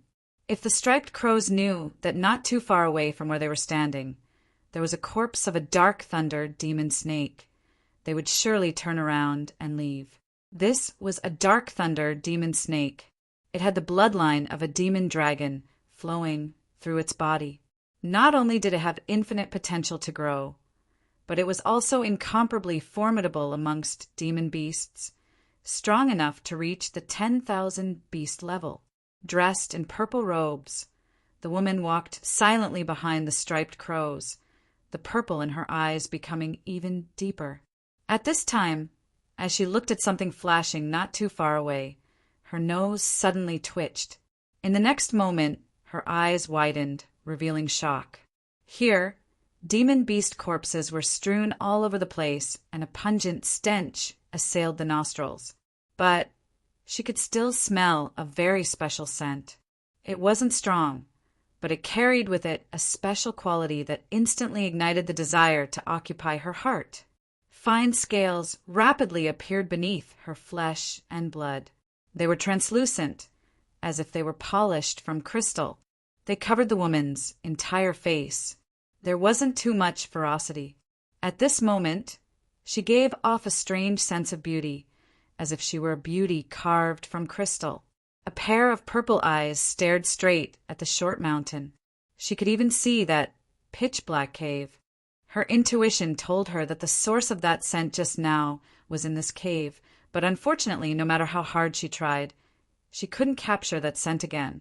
But her instincts told her that no matter where that scent came from, she had to obtain it. Striped crows, you warriors are born with no concept of fear. You possess an invincible strength that can tear apart all obstacles in front of you. Now is the time for you to display your formidable strength. A clear and cold voice sounded out from beneath the robes. Every syllable was incomparably cold, but it also contained a powerful bewitching ability. The fear and hesitation in Jiao Li's eyes rapidly faded away. He could feel that the woman behind him was incomparably important to him. In order to protect her, he wouldn't hesitate to sacrifice anything. He lifted a hand. Demonic energy surged, and a black leather drum appeared. Its surface was heavily worn, and some of the patterns on the drum had already become blurry. But as it appeared, the abyssal demon energy in this space seemed to be attracted to it and began to gather from all directions. It gathered into a ball that tumbled endlessly. Woo woo! A figure appeared in the abyssal demon energy. It was a strangely shaped demon beast. Its eyes were blood red, as if they were soaked in blood. It glared at the cave and roared out loud. Out! Jiao Li roared out loud. He ruthlessly struck the leather drum in his hands. There was no sound, but the blood-eyed demon beast phantom condensed in the abyssal demon energy seemed to be strongly driven. It rushed out, straight towards the cave. Bang! There was a dull thud, like a mountain crashing down from the highest heavens, crashing into the earth. The deep sound penetrated into the mind. The blood-eyed demon beast phantom that rushed to the cave entrance was like a bubble, directly popping and dissipating. The abyssal demon energy that condensed its body collapsed and dissipated with it. With a loud whoosh, it rushed out in all directions, forming a ring-shaped impact that instantly swept away all the sand and stones in the world. For a short period of time, a blank space appeared. The leather drum in Jiao Li's hand cracked open from the middle. Everyone seemed to hear a howl of despair. In the next moment, he spat out a mouthful of blood. His spirit instantly withered, and the determination and courage in his eyes were like a punctured ball. In the blink of an eye, all that was left over was fear. All of the striped crow warriors stared with wide eyes at the figure that walked out of the cave entrance. His figure couldn't be considered tall. Compared to them, he couldn't be considered strong. But now the aura he emitted caused them to instinctively feel endless fear. It was like they were facing a predator at the top of the food chain. With just a glance, he could kill them. Chapter 1038. Beneath the robes, the purple eyes fiercely shrank. The beautiful face covered in scales revealed a look of shock. She didn't think that she would encounter a member of the royal family in such a remote place. Moreover, from his aura, she could tell that he was extremely strong. The royal family had a high status and lived in the center of the abyss. They wouldn't easily appear. So why was this person in front of her here? Could it be that he had also sensed something? Also, what did that aura from before have to do with him? Countless thoughts raced through her mind. Her beautiful purple eyes became increasingly solemn. No matter what, it wasn't good news to encounter a powerful member of the royal family in the territory of the striped crow race. Royal clan. A striped crow warrior's legs went weak and he knelt on the ground. His tall and sturdy body trembled. The cruel laws of the abyss created a strict hierarchy. The dignity of a noble member of the abyss royal family could not be violated. The strength of the striped crow race could only be considered below average amongst the races of the abyss, and the strongest member of their race was only at the level of a demon general. They simply couldn't resist the anger of a royal family member. Even if they were all killed, there wouldn't be any trouble. In fact, their race would even have to kneel and beg for forgiveness. Zhao Li's face was filled with despair, but at this time a light flashed in his eyes as if he was grasping at the last straw of hope. He turned and knelt down. "My lady, please save us. We absolutely didn't mean to offend the noble royal family member." She came from a deeper layer of the abyss and had purple eyes. These were the hallmarks of a high-level abyssal race. The reason the striped crow race had committed such a grave mistake was because they had followed her orders. Now that they had caused trouble, they naturally had to ask her for help. This was their last chance. Beneath the robes, there was a moment of silence. Then, two white and delicate palms crossed in front of each other. This was the benefit of a high-level demon race. A clear and cold voice sounded out. "Royal Spirit Demon Race's Mian greets the royal family member. Today's matter is a misunderstanding. We are willing to pay compensation in exchange for your forgiveness. Please forgive our offense." Royal Spirit Demon Race Zhao Li's eyes suddenly lit up. Sure enough, he saw that the black robe was pulled down, revealing a fair and flawless beautiful face. It was cold and expressionless, and two delicate horns were faintly discernible between the black hair on top of her head. There's hope. Although the Royal Spirit Demon Race wasn't the Abyssal King race, it was still one of the more powerful races in the Abyssal realm. There weren't many of them, but they possessed a powerful royal spirit inheritance. Even when facing the Abyssal King race, they were qualified to speak on equal terms. Qin Yu frowned for a moment before composing himself. "Leave this place immediately." "Ah, yes, we will leave immediately. Thank you for your magnanimity."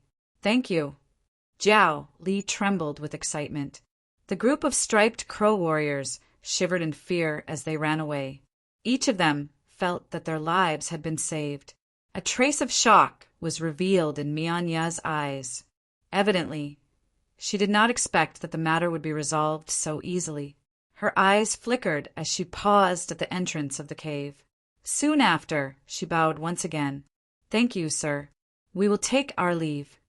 After boarding the black iron carriage, pulled by the giant horned magic cow, the speckled crow turned around without hesitation and ran far away. Only then did the people in the carriage let out a sigh of relief. The Abyssal royal family was extremely strong and viewed ordinary demon races as slaves. It was normal for them to kill them at every turn.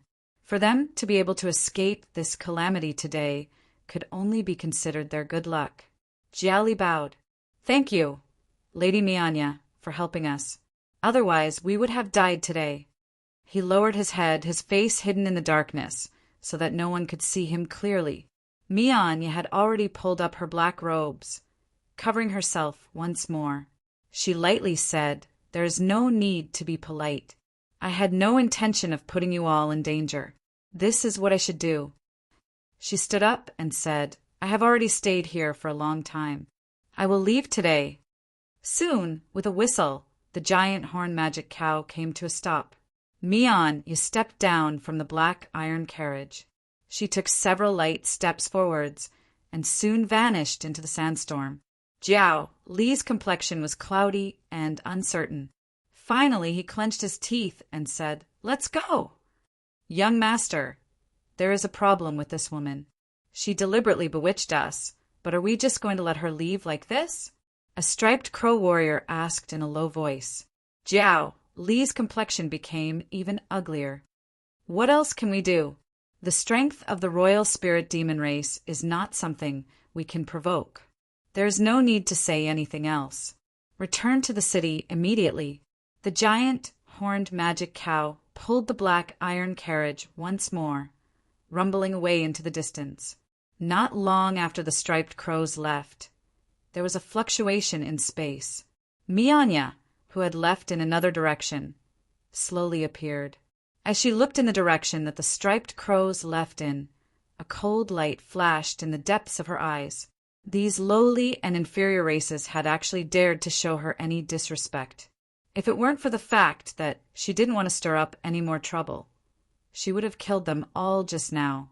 Turning around, Mianya looked in the direction that the black iron carriage had come from.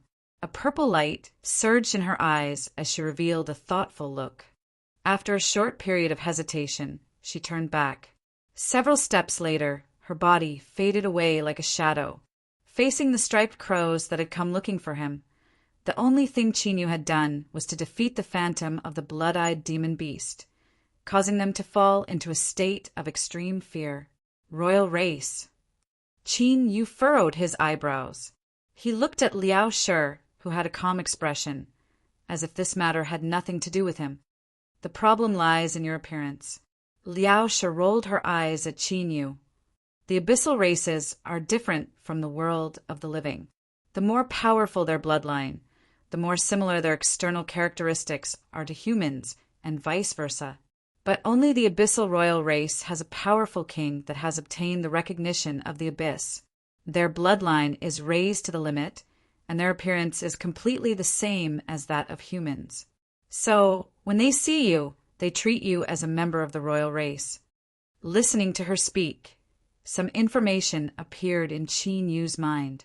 He knew that what she said was correct and also understood the reason for the striped crow's fear. As long as a member of the royal race had valid reason, their strength was enough to destroy a tribe of low-level abyssal races, and they wouldn't provoke any trouble. "You seem to understand the abyss." "After looking at it for a long time, of course I know some things. But this is only the tip of the iceberg. If you want me to help you crack the myriad soul Tao, this little bit of time is far from enough. How long do you need?" "The longer the better." Chinyu rubbed his temples, giving up on this meaningless topic. "Will there be trouble if I let these demons leave?" The striped crows are only a low-level abyssal race, and their strength is limited. Once they recognize you as a member of the royal race, they won't provoke you again. Liao Shi paused for a moment, his lips curling up in a smile. "But that girl is a bit interesting. I fear she won't give up so easily." Chinyu frowned. "What do you mean?" Liao Shi blinked. "This question, it would be better if you asked her yourself." Chinyu's complexion changed. At this time, the beating heart of the abyss in his chest sent out a warning. His thoughts racing, Chinyu stood up and walked outside the cave. He expressionlessly said, "Miss Mianya, may I ask why you have returned?" His icy cold voice was unable to be covered up by the howling wind and sand. It spread far and wide. After several breaths of silence, there was a fluctuation in space. Mianya, dressed in a deep purple robe, appeared from within. "You are truly worthy of being a member of the royal race.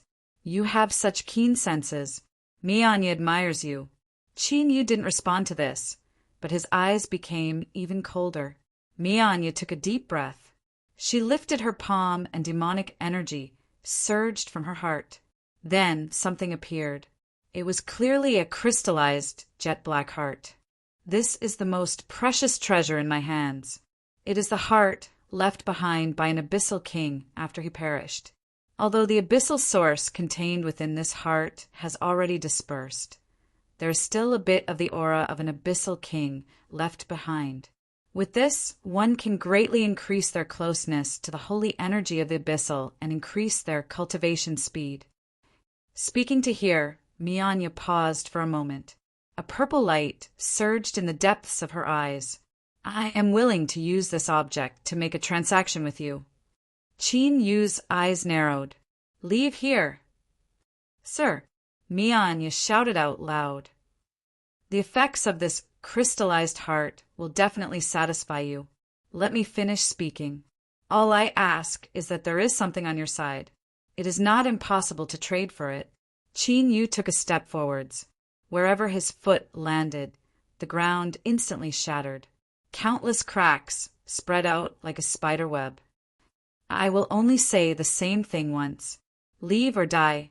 Mianya's pupils violently shrank. At this moment, she could feel a blazing killing intent coming from Qin Yu. She didn't doubt Qin Yu's determination. If she refused, he would immediately attack. Damn it, Mianyan's complexion was ugly.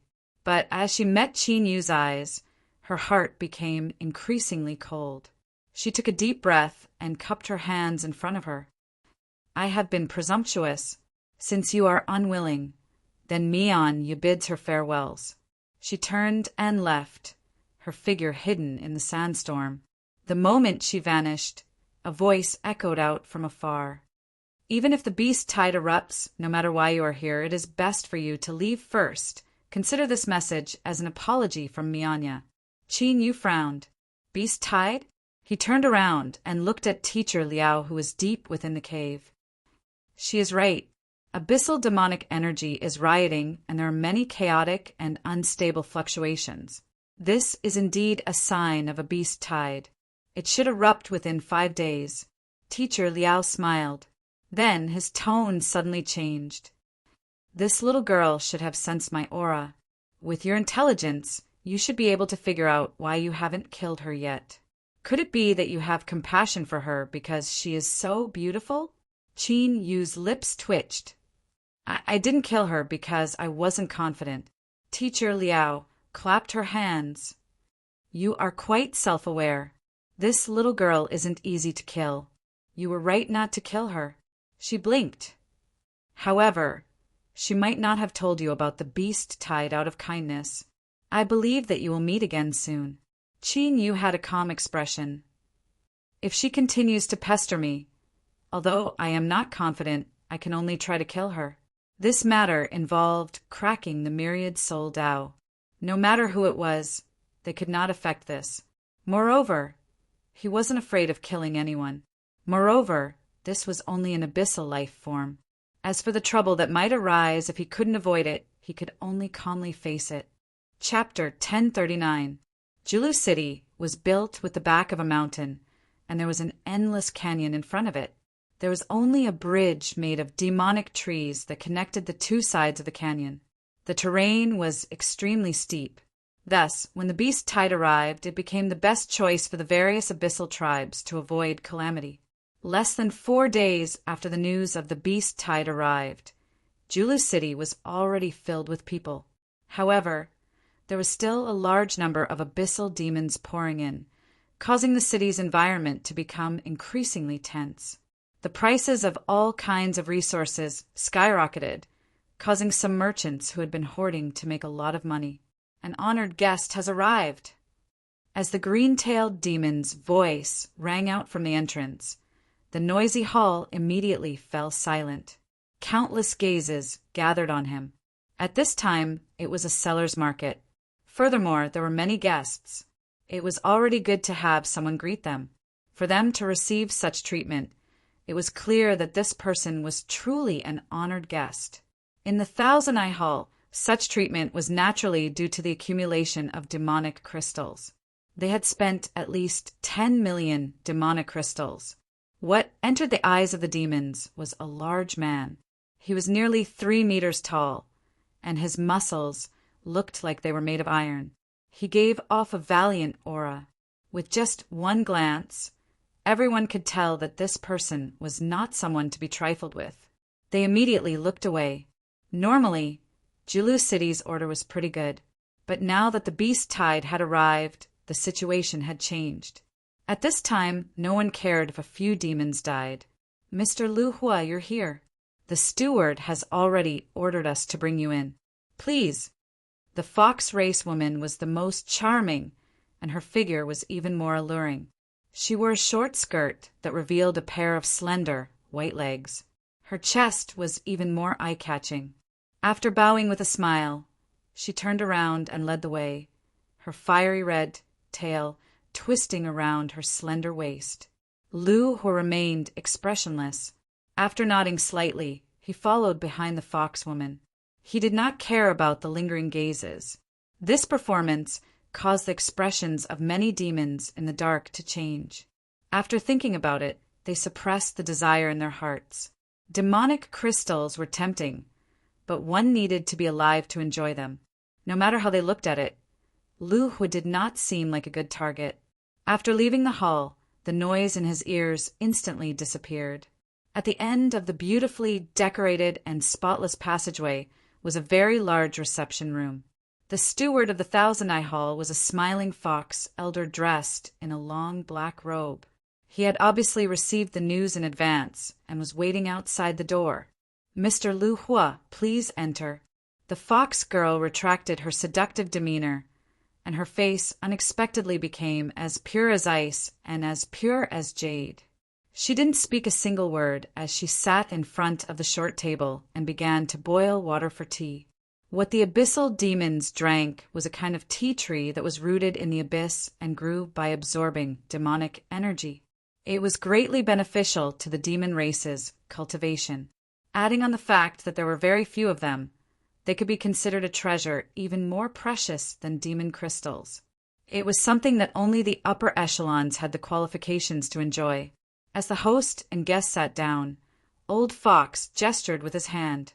"Sir, please enjoy." Lu Hua's expression was indifferent as he said, "I did not come to the Thousand Eye Hall to drink tea." Old Fox's eyes flashed. "It seems that Mister is in a hurry. Then I won't delay any further." As he spoke, he clapped his hands. The fox girl put down the tea set.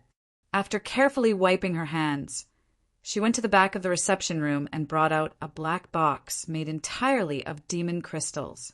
She placed it in front of Lu Hua.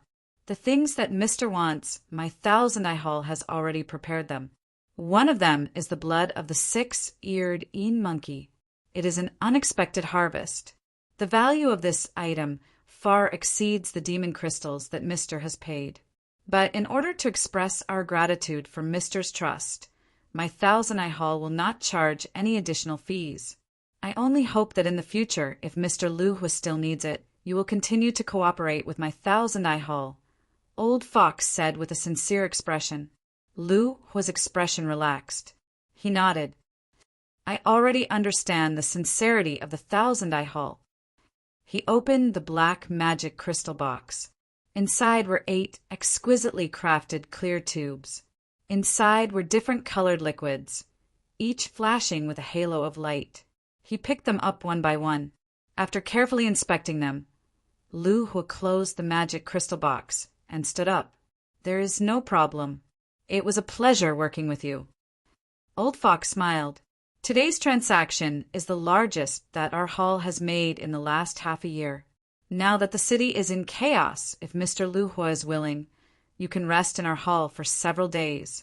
The fox girl will be responsible for taking care of your daily needs." The indifferent fox girl's face flushed red, but her eyes were quite bold. She directly looked at him, her eyes bright and watery, as if they had a pair of small hooks. But unfortunately, this performance that could make an ordinary man's throat dry up didn't arouse Lu Hua's attention at all. He didn't even look at the fox girl before directly refusing her. "I have other matters to attend to. I will bid my farewells here." He stood up and left. Old Fox smiled and nodded. "That's also good. Someone come and send Mister away." When his figure vanished, the fox girl looked up, a puzzled expression on her face. "Why did you let him leave so easily?" Old Fox furrowed his eyebrows. This person is not good to provoke.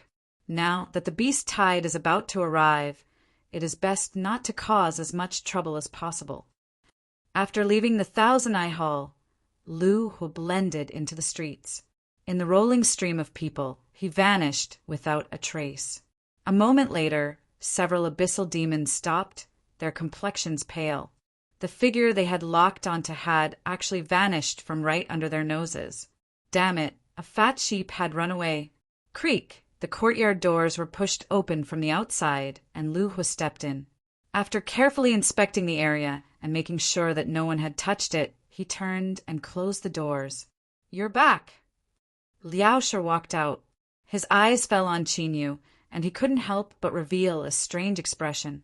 "Your form metamorphosis bloodline ability is actually quite good for disguising yourself and escaping." She never imagined that Qin Yu would awaken a second bloodline inheritance so quickly, but this time his luck didn't seem so good. Form metamorphosis. As long as one obtained a part of another's body, whether it was blood, hair, scales, or anything else, they could transform into the appearance of the other party. From the current tests, it seemed that there were no race restrictions. After metamorphosis, one could even obtain a portion of the other party's abilities, if that was all there was to it. This could be considered a very good bloodline ability. After all, if one could obtain a portion of a tyrannical creature's body and use it as a medium, they could erupt with a terrifying strength for a short period of time. Unfortunately, after Qin Yu took form metamorphosis, everything would be fine if he didn't attack. Otherwise, he would wildly burn away the medium he used. The greater the eruption of strength, the faster it would burn away.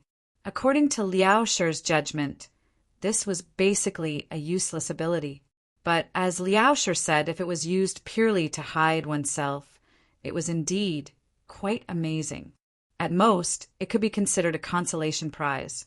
Qin Yu had a calm expression. The bloodline ability obtained from fusing with the abyssal source was only an unexpected harvest for him. It was best to be strong, but if it was useless, he wouldn't care too much. Here's what you want. Check it.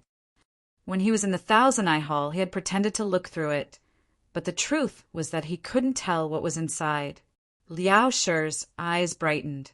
She turned and took the magic crystal box away. After a moment, her voice echoed in the room. "There's no problem with it. I'll try making it." Qin Yu nodded. He returned to the stone bench in the courtyard and sat down. His eyes swept over the courtyard, his expression calm. In truth, he didn't know who Lu Hu was. On the day he brought Liao Shi to Giant Deer City, this fellow had recklessly jumped out and insisted on buying Qin Yu's dirty maid. Even after Qin Yu rejected him, he still didn't relent and even tried to steal her. Qin Yu had no choice but to spend a bit of effort to kill off Lu Hu and his demon subordinates. Then he conveniently took Lu Hu's things and became rich. When he was cleaning up the items, he learned that Lu Hu was a demon refiner of the abyss. This was a profession unique to the abyss. The general scope of its work was to use various external objects to strengthen the bloodline of the demons. Strictly speaking, the races of the abyss were built upon various bloodlines. The stronger the bloodline, the more powerful they would be. Demon refiners were a relatively high-end profession. In addition, Lu Hu should have some skill in this field. Thus, he gave Qin Yu a massive number of demon crystals. Liao Shi received a manual. It was unknown how she looked through it or whether she truly understood it, but she actually found a way to hide her aura. Today, Qin Yu had taken back the magic crystal box from the Thousand Eye Temple, and all of them were materials that he needed. Although he didn't know how effective they were, their value was astonishing. The demon crystals Qin Yu obtained from Lu Hu were nearly all used up in this transaction. It was also because of this that he was treated as an honored guest by the Thousand Eye Hall. After all, even for the upper demons who spent money like dirt, spending 10 million demon crystals at once was a heroic act that soared to the heavens. Although it didn't take much effort to obtain it, and he didn't feel too much pain spending it, for him to waste 2 days on this matter, it was best if it was of some use. Otherwise, Qin Yu would have to think of other ways to conceal Liao Shi's aura. In Julu City, a massive number of demons had gathered, and there were many tyrannical individuals among them. In these last 2 days, Qin Yu had sensed several auras that left him feeling dread.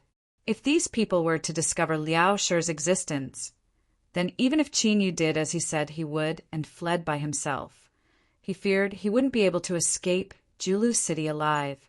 He had inexplicably entered the abyss and even fused with a portion of the abyss source. But Qin Yu had already tried, and it was nearly impossible for him to unravel the myriad soul Dao on his own. Thus, Liao Shi was his only chance. No matter what, he would do his best to ensure her safety. All sorts of thoughts raced through Qin Yu's mind. After an unknown period of time, there was a loud bang in his ears. He stood up and rushed towards Liao Shi's room. Bang! He slammed open the door, and a massive amount of fog rushed out. Liao Shi's laughter echoed out from within the fog. Ha ha ha, I really am a genius. I actually succeeded on my first try. Qin Yu relaxed. At this time, as the fog dispersed, the room gradually became clear, and Liao Shi's figure appeared. Qin Yu's eyes swept over her body, and he stiffened. He turned around and said, "Since I succeeded, I might as well test the effects." As he spoke, he walked away. Liao Shi glanced at his back and then looked down at herself. Because of the final explosion, her dress had been torn in many places. She smirked. She thought that it was just a bag of skin. So if she looked, then she looked. If she didn't even care, then she should be embarrassed. Haha, what a hypocrite. Liao Shi casually pulled at her clothes and covered up the exposed parts. Then she excitedly looked down at the item in her hands. This was a jade-like ornament. It was round and about the size of a child's palm. There was a halo of light constantly flowing on its surface, making it quite eye-catching. Qin Yu, hurry up and find something to string this on and help me put it on. In the courtyard, Qin Yu's eyes twitched as he watched Liao Shi run out of the room. He really couldn't tell that this woman's mind was actually so broad. Although it was pleasing to the eye, Qin Yu still felt a trace of dread when facing this incomparably mysterious woman of unknown identity. There was no reason for it. He was just worried. Although Liao Shi didn't care about it right now, if he continued to stare at her like this, it was likely that he would run into misfortune in the future. Cough! I'm going to find something. You wait in the courtyard and don't move around. Qin Yu hurriedly pushed open the door and left. A moment later, he returned and handed the item in his hands to Liao Shi. Go and change your clothes first. I'll help you string this up. Liao Shi humphed twice. Qin Yu, do I not look good? Yes. If you look good, then why do you want me to change my clothes? I'm afraid of death. Liao Shi covered her mouth and laughed. Brat, I've discovered that you are quite cautious. She rubbed her chin as if thinking about something. Then she nodded. Although I don't care too much about it, what you said makes sense. Then I'll go and change my clothes. Qin Yu's forehead began to sweat. What do you mean by make sense? Could it be that if I look at you too much, I really might die? Fuck, this is like a meteorite crater from the heavens. If I hadn't been vigilant enough, I really would have died because of you. Qin Yu's face darkened. He used a rope made from animal skin to string the ornament and helped Liao Shi put it on. Then he focused his mind to sense it. The aura really did seem a bit different, but Qin Yu wasn't a pure abyssal creature after all. He needed to confirm the effects of this thing. What you said makes sense. Let's go. Let's take a stroll around Giant Deer City. Liao Shi said excitedly. Ever since she entered the abyss, she had been tightly controlled by Qin Yu. She basically hadn't seen the living conditions of the demons in the abyss. But unfortunately, this suggestion was rejected by Qin Yu without hesitation. What nonsense. If this thing was effective, then that would be for the best. But if he didn't want to die with her. Moreover, according to Qin Yu's speculations, the most likely scenario was that he would die alone. Liao Shi absolutely wouldn't die with him. You wait here. I will go and capture some abyssal demons. After coldly suppressing Liao Shi's protests, Qin Yu left behind these words and left once more. In the current giant deer city, there was no longer any order to speak of. As long as there wasn't too much of a commotion, no one would care if there were a few demons missing. Moreover, the demons were cruel and violent by nature. There were many conflicts in the dark, and countless corpses appeared in the city every day. Qin Yu easily captured 4 abyssal demons. They were all of different races. One of them had a long nose and seemed to have the bloodline of an abyssal demon hound flowing through his body. His sense of smell was amazing. After waking up the 4 abyssal demons, Liao Shi put on a veil and walked in front of them. Reality proved that the effect of the round pendant was excellent. The 4 abyssal demons didn't discover him at all. They only wailed and begged for mercy. After confirming the effects of the pendant, he finished off the 4 abyssal demons. As a stowaway from the world of flesh and blood, Qin Yu didn't feel any psychological burden at all when he killed creatures in the abyss. Moreover, every abyssal creature he killed now represented an unknown reward. Now, within his soul space, there were already countless stars. If Liao Shi wasn't wrong, then after he returned to the world of the living, these stars would transform into rewards for him. Strictly speaking, Qin Yu had already obtained a similar reward. When he first entered the myriad soul Tao, the first abyssal creature he killed had given him a reward from the heavens and earth. And that was only a single one. If he were to multiply them together, just what sort of harvest would there be? Qin Yu was filled with anticipation towards this reward. As the first treasure I refined in the abyss, it has the qualifications for me to personally name it. Liao Shi paced back and forth. She had changed into a purple dress that was popular among the women of the high-level races of the abyss. It was a bit tight and outlined her graceful curves. Thinking back to the scene he saw before, Qin Yu felt his nose itch. He coughed and looked away. Liao Shi curled her lips. She looked at Qin Yu and said, "This round pendant is to conceal my aura. It is also a method of disguise. Let's call it the hypocrisy pendant." Qin Yu was expressionless. He thought that this name had nothing to do with him at all, so he absolutely couldn't reveal the slightest bit of embarrassment. Otherwise, he would be admitting that he wasn't fighting, and that would be far too shameful. Chapter 1040. In fact, Qin Yu never imagined that Liao Shi would be so addicted to the experience of being a demon refiner that she couldn't extricate herself. Even though he thought her slogan of becoming the most powerful demon refiner in the abyss was laughable. But Liao Shi said that the process of being a demon refiner could help her see the world of the abyss more clearly. Qin Yu hesitated for a moment and then nodded. Even now, Qin Yu didn't understand what Liao Shi meant by seeing the world of the abyss. But as long as she didn't leave this courtyard and the abyssal demons didn't discover Liao Shi's existence, then what she did wasn't important. Moreover, Qin Yu had some plans in his heart. Disregarding the slogan of becoming the strongest demon refiner in the abyss, the success of the hypocrisy pendant proved that Liao Shi had some talent in the aspect of demon refiners. If so, then she might be able to refine even stronger items that could conceal her aura in the future. This was a situation that Qin Yu was happy to see. So he would let her do whatever she wanted. But soon, it became clear that Qin Yu had underestimated Liao Shi's enthusiasm. Moreover, he had placed himself in the wrong position. Bystander? Haha, he was far too naive.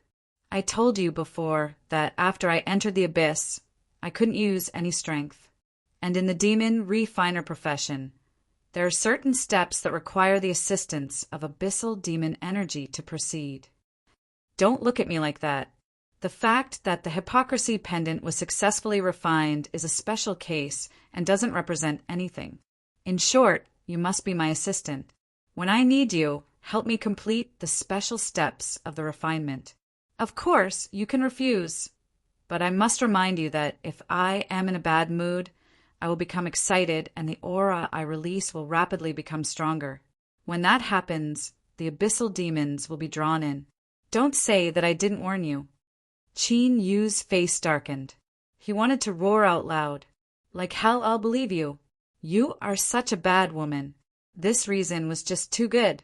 Although he knew that there was an 80% chance that she was speaking nonsense, Qin Yu didn't dare to gamble. Taking 10,000 steps back, even though Liao sure needed his help and protection. When it came to the myriad soul Dao, he was still in a passive position.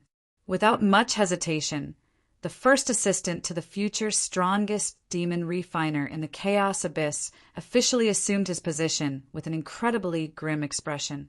Liao sure had a smug look on his face as his eyes narrowed into slits. These abyssal jade slips were left behind by Lu Hua. They contain the necessary requirements to become a true demon refiner. I've already looked through it, and you meet the requirements. What you need to do now is to familiarize yourself with what a demon refiner is, as well as the scope of your work and the things to take note of. You don't need to be proficient, just remember to do as I say, so you can take some time to look at these things. Right now, the most important thing is to help me find some materials. Oh, let me think. What should I refine for my second work? The next day, the gloomy Qin Yu transformed into flowing fire once more. He closed the courtyard doors and hurriedly left. In just one day, the number of abyss devils in Jilu City had clearly increased. The city was filled with restlessness. In a short period of time, Qin Yu had personally witnessed 7 or 8 clashes between the demons. In the most fiery one, both sides fought with true fire and directly revealed their true demonic forms. They bit at each other until their bodies were covered in wounds and their intestines flowed to the ground, forming a long pool. One couldn't help but admire the abyssal devil's potent vitality. Even though they suffered such serious injuries, they didn't care at all and continued to brutally slaughter each other. Qin Yu glanced around several times. When he heard that the demon guards of Jilu City were rushing over, he quickly turned and left to avoid trouble. A moment later, the Thousand-Eye Temple appeared in the distance. As the largest chain organization in the Chaos Abyss, it was said that wherever the abyssal races resided, there would be a branch stationed there.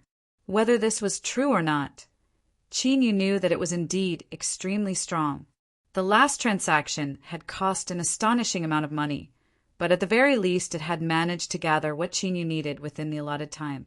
Oh, that was wrong. It was what Liao sure needed. But no matter who it was that wanted it, with such a strong partner, although it revealed a bit of ill intent, it didn't take action. This was better than Qin Yu looking for someone else in the dark. So, Qin Yu chose the Thousand-Eye Temple for the new materials that Liao sure needed. Just like last time, Qin Yu's arrival caused the eyes of the green-tailed demon guard responsible for welcoming guests to brighten. He turned and shouted, "Honored guest has arrived!" Without surprise, he received another harvest. A massive number of surprised eyes filled with ill intent. Today, there were even more demons in the Thousand-Eye Temple than there were yesterday. All sorts of discussions and bargaining sounds mixed together, creating an uproar. The fox girl that he had met twice soon appeared in front of him. She bowed and said, "Mr. Wildfire has come again. I wonder what you need today." As she spoke, there was a bit of bitterness in her eyes. She was truly worthy of being the fox race that was famous for their affection and ability to play with the hearts of others. Just a single glance was enough to show off her skills. Ordinary people wouldn't be able to resist her gaze. Qin Yu said, "I have a transaction. I hope to ask the Thousand-Eye Temple for help." The fox girl smiled. "There are many people here. Mister, please follow me." Qin Yu waved his hand. "It's only a small transaction. There is no need to trouble yourself." The fox girl shook her head. "Mister is an honored guest of my Thousand-Eye Temple. No matter where or when you are, you will receive the highest level of hospitality. If you don't agree, this fox girl will definitely be punished. Although Mister doesn't care about the body of a fox girl, I still hope that you can take pity on her." This fox girl's acting skills were truly exquisite. Feeling the change in the eyes of the surrounding abyssals, Chi Yu felt that if he continued to decline, there would definitely be people jumping out to take pity on her. Haha, the Abyssals were truly impulsive fools. Chi Yu secretly ridiculed them. He took a deep breath and said, "Please lead the way." In the current situation, if it wasn't necessary, he would avoid it if he could. The fox girl's anger turned into a smile. She gestured with her hand and swayed her alluring figure as she led Chinyu out of the hall. Who is this person? Even in the Thousand-Eyed Temple he can receive such courteous treatment? An abyssal demon asked. Another demon said, I saw this person yesterday. His name is Wildfire. I don't know what his background is, but he is definitely wealthy. Hee, to have a fox girl try so hard to seduce him. He can't just be described as wealthy. Another demon coldly sneered. After a moment of silence, the hall was restored to its noisy state once more. But many of the demons had a gloomy look in their eyes. The beast tide was approaching. Unless they obtained a special amnesty from Julu City, everyone would have to climb up the city walls to resist the crazy onslaught of demon beasts. Although Julu City had never had a record of being breached by demon beasts, there had been serious casualties in previous beast tides. No one had full confidence they could safely survive the beast tide. Thus, during this period of time, everyone was desperately thinking of ways to increase their strength. It was because of this that business in the Thousand-Eyed Temple was booming. If they could swallow such a fat sheep into their stomachs, it would be enough to buy several powerful armors as well as life-saving potions. Was there a risk in trying to steal it? Haha, living in the abyss. When was there ever a day without danger? Just walking down the road, there was a chance that a demon beast would jump out and eat you, or perhaps you would be captured and your bloodline extracted to be refined into a potion. Only with harvests did one have to pay. In a place like the abyss, it was impossible to survive if one was too careful. Qin Yu followed the same passage as yesterday, but this time he wasn't brought directly to Steward Old Fox. Instead, he was brought to another reception room. The fox girl gently brewed tea. She had an apologetic expression. Because I didn't know Mr. would come today, the steward has other arrangements and is currently receiving guests. But I have already passed on the message. I ask Mr. to wait here for a moment. The steward will soon catch up. Qin Yu took out a magic crystal card. This was a special card made from demon crystals. It was similar to a jade slip in the world of the living. It could record some information. The reason I came this time is to purchase some materials. The list is here, so there shouldn't be a need for the steward to appear. The fox girl hesitated for a moment. She took the magic crystal card and looked through it. A trace of doubt appeared in her heart, but she didn't reveal it. She smiled and said, It is indeed within my transaction authority. If Mr. is in a hurry to use it, I can prepare it now. Qin Yu nodded. Thank you.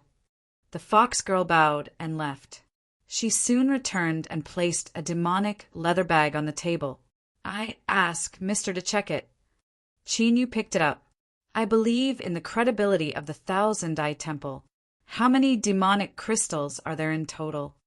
Mr. is an honored guest of my Thousand-Eyed Temple. You can enjoy a 20% discount. You can just pay 20,000 demonic crystals. Qin Yu's heart twitched. He never thought that in Flowing Fire's records, these relatively ordinary materials would be so expensive.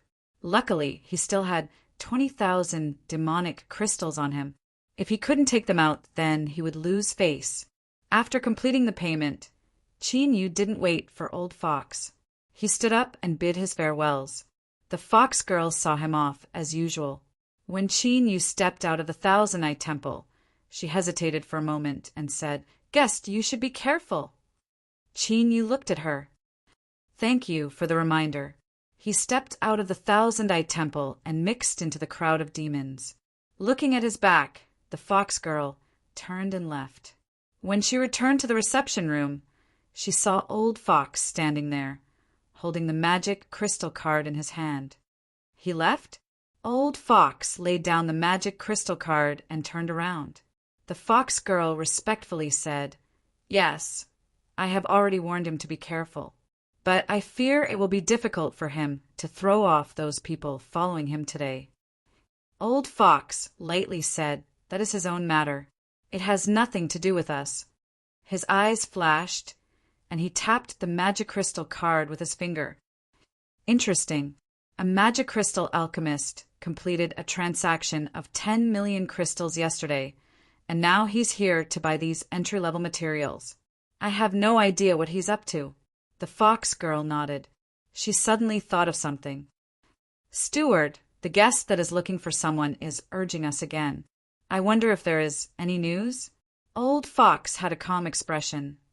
"Not yet. Tell her to wait for the time being. As long as that person is really in this level of the abyss, our Thousand-Eye Temple will definitely be able to find him." "Yes." The fox girl bowed and left. From the moment he left the Thousand-Eye Temple, Chinyu knew that he was being watched. His eyes flashed. He didn't shake them off like he did yesterday.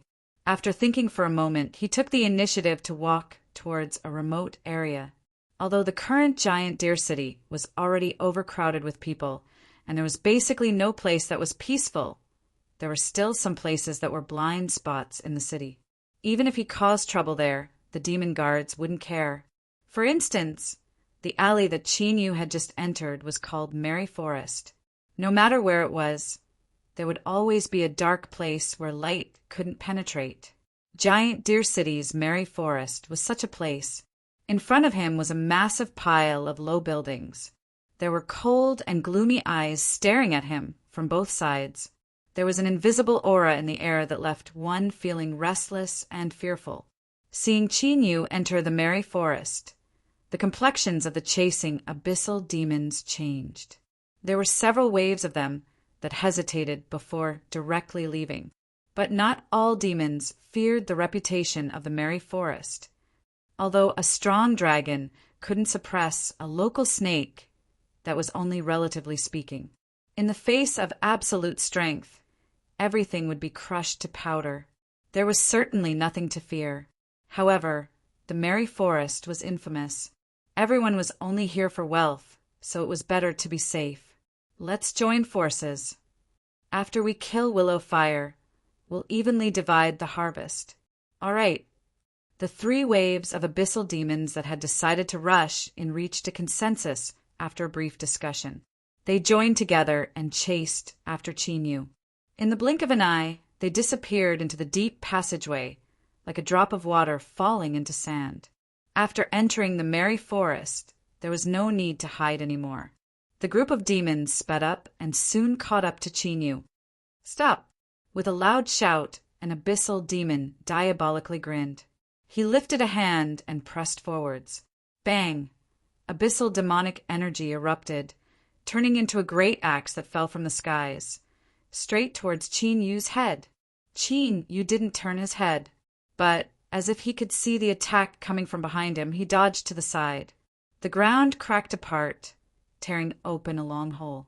Many of the low buildings on both sides collapsed. Behind the windows and on both sides of the passageway, the abyssal demons that had been coldly watching Chinyu suddenly stood up, their gazes becoming increasingly hostile. In the air, a cold Een aura flourished.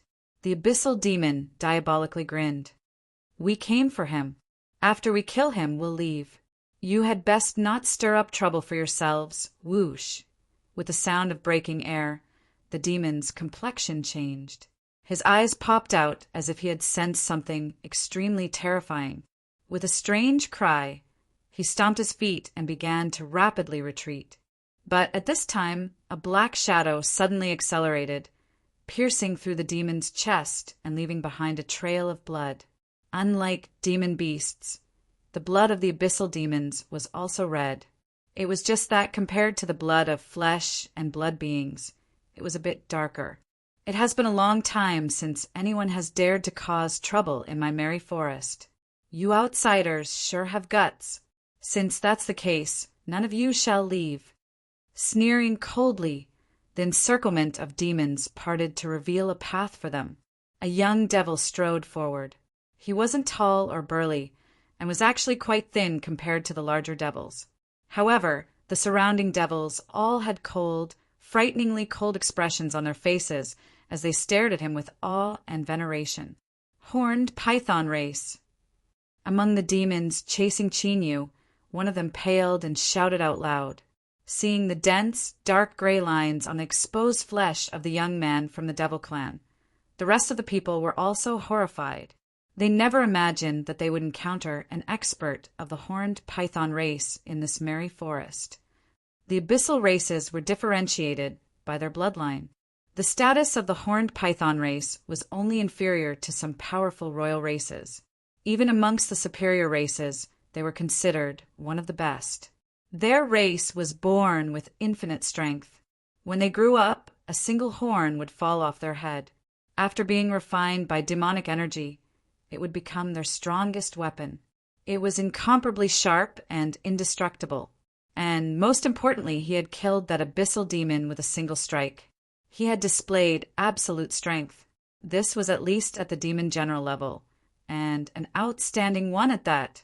Perhaps he wasn't too far away from the demon commander level. The abyssal demons that had aggressively charged into Merry Forest to chase Chin were like balloons that had been punctured. Their arrogance vanished one by one, and the fear in their eyes became thicker and thicker. It's a misunderstanding. It's all a misunderstanding. We absolutely have no intention of provoking Merry Forest. An abyssal demon hurriedly said. The horned python youth sneered. Trash, like you think you are worthy of provoking Merry Forest? Die. He lifted a hand and grasped forwards. After killing that demon, the shadow that had sunk deep into the ground held out. Puff, puff.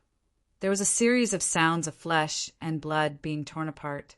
The sound was so dense that it made one's scalp tingle. The smell of blood in the air thickened. Run. Hurry and run. The demons fled in panic.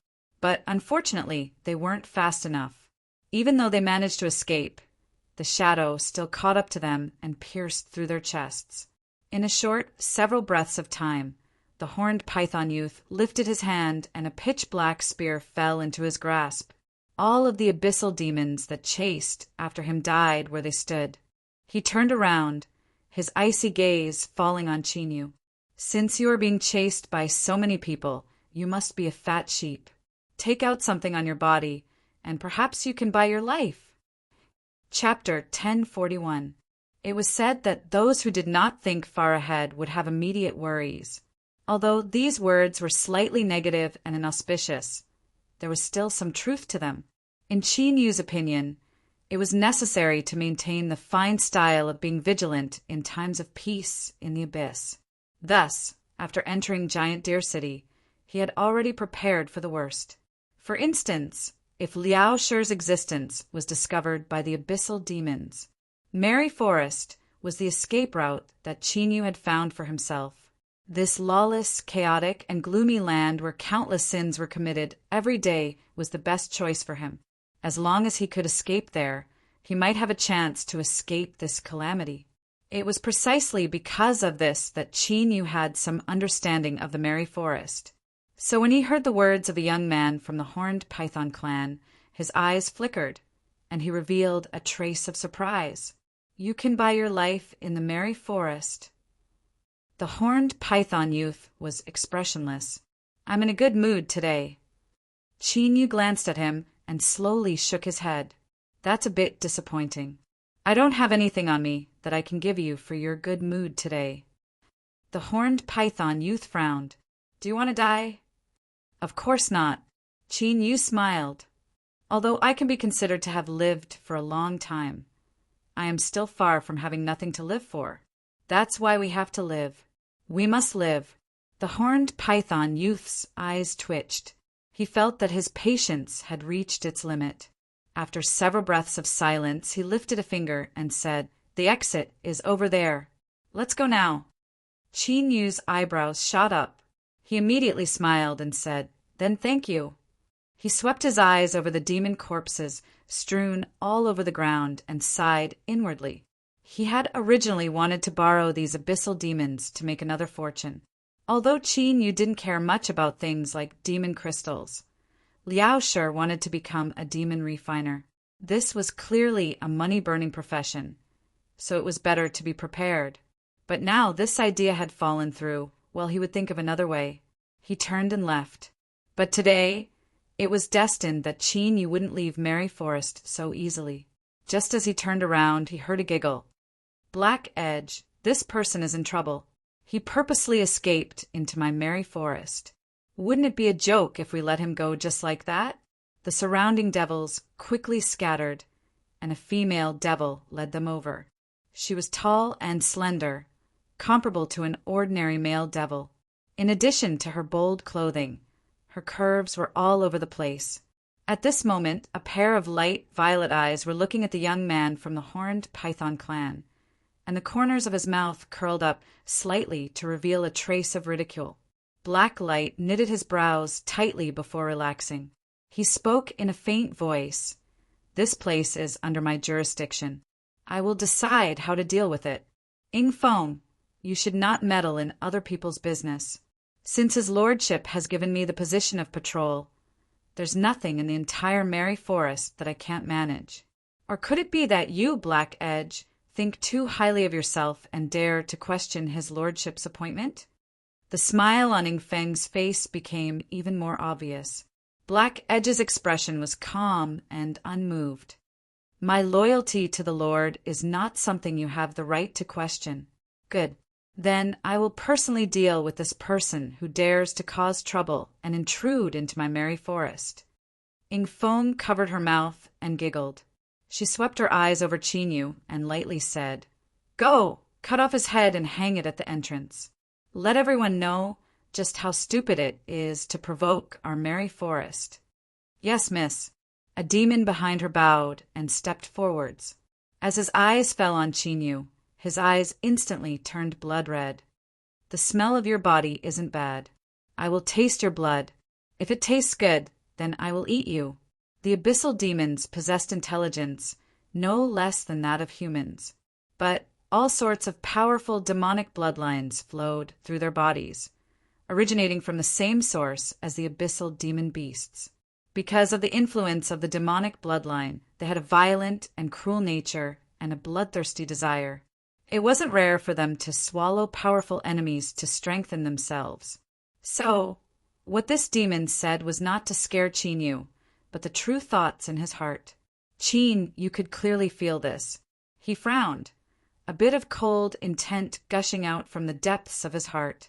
Because the heart of the abyss had absorbed a portion of the abyssal source, his current state was that of a true abyssal demon.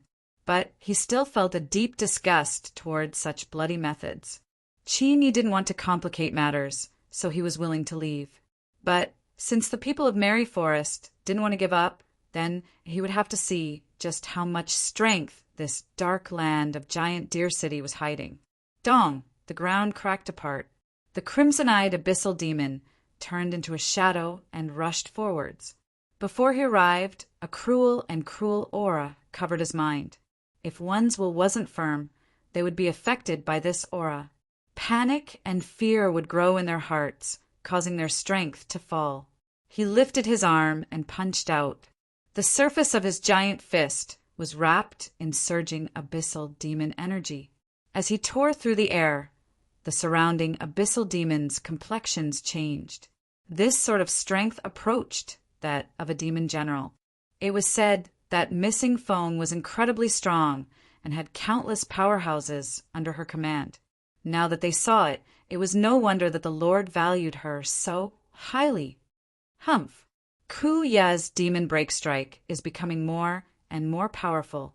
If he uses his full strength, even a demon general wouldn't dare to face him head-on. Killing this boy is as easy as flipping his hand. I think that if this fist falls, he can pierce through his chest and dig out his beating heart. This is Ku Ye's specialty. He can punch through the chest and dig out the heart, swallowing it with a flip of his hand. Ku Ye, be careful. Don't destroy this person's head. The miss wants to hang it at the entrance. Ing Feng coldly sneered. She glanced at Black Edge. The two of them were the most capable subordinates of the Lord, So competition was inevitable. There had already been many conflicts in the dark between them. If she killed this person today, she would lose face for Black Edge. She would gain the upper hand so that the various mountain peaks of Mary Forest would know who they should rely on the most. But as her eyes fell on Black Edge's face, Ing Feng suddenly frowned. This was because she discovered that Black Edge's expression was far too calm, as if he didn't care about what was happening in front of him. What was going on here? Without waiting for Ing Feng to think too much, a loud sound suddenly rang out, followed by the sound of bones breaking. Her heart slightly contracted, and she abruptly raised her head, only to see a large shadow flying towards her. The person was in midair, continuously spurting out blood from all 7 orifices, mixed with pieces of flesh that came from who knows where. Bang! He crashed into the ground, smashing a deep pit in the ground.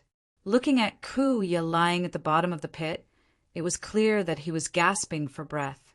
Everyone fell deathly silent. The demons' eyes widened, horror on their faces. They never imagined that things would end like this. Black Edge's pupils shrank. In that split second just now, he had barely managed to see Qin Yu's attack. It was just a single strike, without any build-up or preparation. It was a straight punch, yet it sent Kuya tumbling and flying. Now, as he swept his eyes over the deep pit in the ground and saw Kuya lying there, he became increasingly solemn. This person's strength was much higher than he expected. He was absolutely at the demon general level, and his strength was tyrannical. Ing Feng looked away from Black Edge's face, an icy cold light in her eyes. For a woman of the demon race like her to have her current status, even if she ignored her own strength, she was still smart enough to react. She feared that Black Edge had long since realized that this demon in front of him wasn't someone he could provoke, so he uncharacteristically allowed him to leave. But she didn't know about this. She thought that she had found a chance to suppress Black Edge's arrogance and cause herself to fall into the pit. Or it could be said that Black Edge had already sensed her arrival and deliberately played along with her, leading her into his trap. But no matter which possibility it wasn't the key right now. The key was today's situation.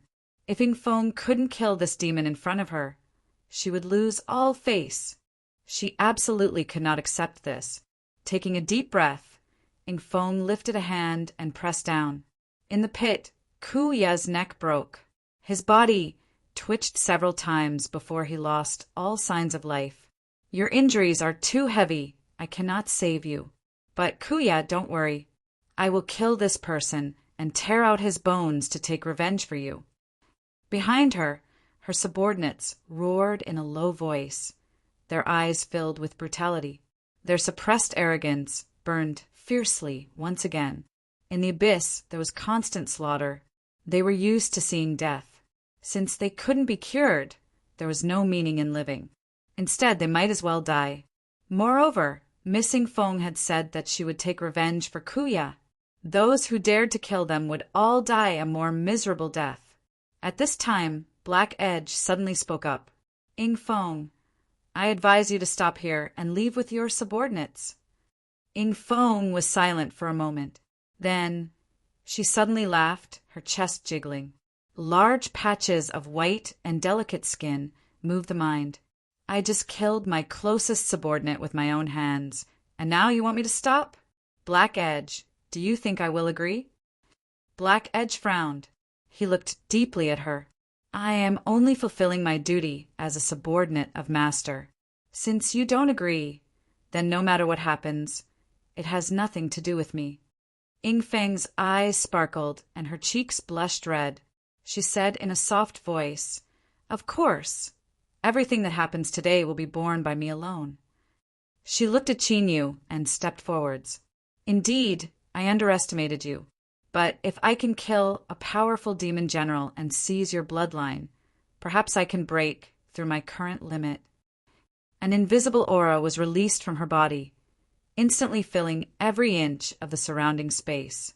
The abyssal demons all had stunned expressions. Then they smiled, as if they had fallen into some incomparably wonderful dream. Black Edge frowned.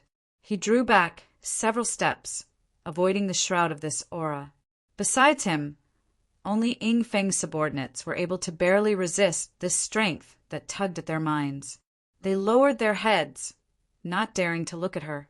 However, looking at their bodies shivering and their foreheads covered in sweat, one could see that it was extremely difficult for them to resist. In the legends, the Abyssal Sea women had the bloodline of the Nightmare royal family flowing through their bodies. They possessed an extremely formidable ability to control the mind. In the boundless Abyssal Sea, the Sea Ladies were synonymous with death. Any target that they set their eyes on would eventually disappear into the boundless sea. Perhaps they would only be discovered hundreds or thousands of years later. Those large ships that sank to the bottom of the sea, perfectly preserved but empty, had created their illustrious reputation. As for Ing Feng, strictly speaking, she belonged to a certain abyssal species that had fused with the Sea Women's bloodline. Not only did she obtain the Sea Women's ability to control the mind, but she was also able to leave the sea abyss and live on land. Of course, this was an absolute secret in Mary Forest, and Black Edge had also unintentionally found out about it. Thus, he had always dreaded Ing Feng. Although there were many conflicts between them in secret, he had endured and never erupted in front of her. This was because Black Edge wasn't confident he could resist the Sea Women's abilities. The strength of the abyssal races was established on their bloodline. Besides a few races, they were naturally at a disadvantage when facing the abilities of the Sea Women. In addition, the influence of the demonic bloodline on the mind made it easier to control. In the abyss, a demon general could be considered a powerhouse. But facing Ing Feng, they couldn't gain the upper hand because besides the ability to control the mind, she was also a formidable demon general level existence. Of course, because most of her strength was plundered, Ing Feng's strength was mixed and mixed. She could only be considered at the bottom of the demon generals. But no matter how low she was still a demon general. If she lost control of her mind, then unless her strength reached the demon commander level and she had the protection of abyssal demonic energy, she would undoubtedly die. Looking at Ing Feng walking towards him and feeling the strength that constantly interfered with his soul, Qin Yu was stunned. This was because he was extremely familiar with the strength, as if it were something that originally belonged to him. With just a thought, he could control it in his hand. Even this abyssal demon woman in front of him could be controlled. Feeling the heart of the abyss excitedly beating in his chest, Qin Yu thought to himself, could this be because of the nightmare bloodline? The reason he was able to successfully condense the heart of the abyss was because he borrowed the power of the dark parasol. Although after fusing with the source of the abyss, the demonic bloodline within his body had undergone a transformation, no one would doubt that he was a nightmare royal. So Ing Feng, who had an incomplete nightmare bloodline flowing through her body, wanted to use the bewitching abilities of the nightmare race to deal with Qin Yu. How should it be said? This was no different from seeking death. Moreover, she had taken the initiative to deliver Saber into Qin Yu's hands and then put her neck in his hands. Qin Yu's complexion became increasingly strange, but now his eyes were dull and his expression was strange. In Ing Feng's eyes, this was a sign that he had fallen into her control. Although this was a bit different from what she had imagined, he was still a demon general level existence.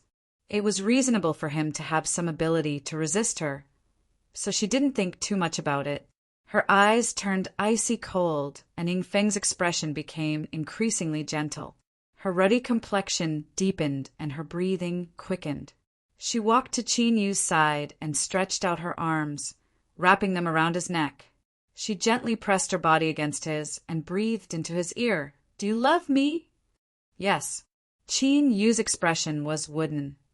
"If you love me, then kill yourself, okay?" "Okay." Qin Yu didn't hesitate. He turned his hand and thrust it into his neck. Blood instantly gushed out, splashing onto Ing Feng. She took a deep breath. The taste of this blood was so delicious that it left her completely intoxicated. Without any hesitation, Ingfeng leaned against Qin Yu's neck and opened her mouth to gulp down great mouthfuls of blood. With every mouthful, she could feel a change occurring within her body. A formidable strength constantly rose from her body, surging into her limbs and bones. The bottleneck that had plagued her for so many years was instantly broken. This is it, this is it. Let the strength come even more fiercely. Ingfeng screamed in excitement. She swallowed even faster. As for Qin Yu, the blood in his body seemed endless, violently gushing out. The strength within her body grew stronger and stronger. Finally, it broke through a certain limit. Ingfeng felt as if she had entered a completely new realm. This was a powerful will that felt as if the surrounding world was in her grasp. With a single thought, she could mobilize the endless abyss demon energy for her own use. Demon Commander. This was the Demon Commander realm. Tears flowed down from her eyes. Ingfeng trembled as she released Qin Yu. She looked at her hands and muttered, Demon Commander. I broke into the Demon Commander realm. Mother, do you see? I became a Demon Commander. Those who harmed you, those who expelled us, they will all pay the most tragic and despairing price for their actions.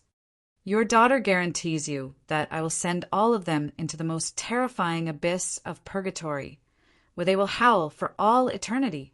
Ingfeng laughed after she cried.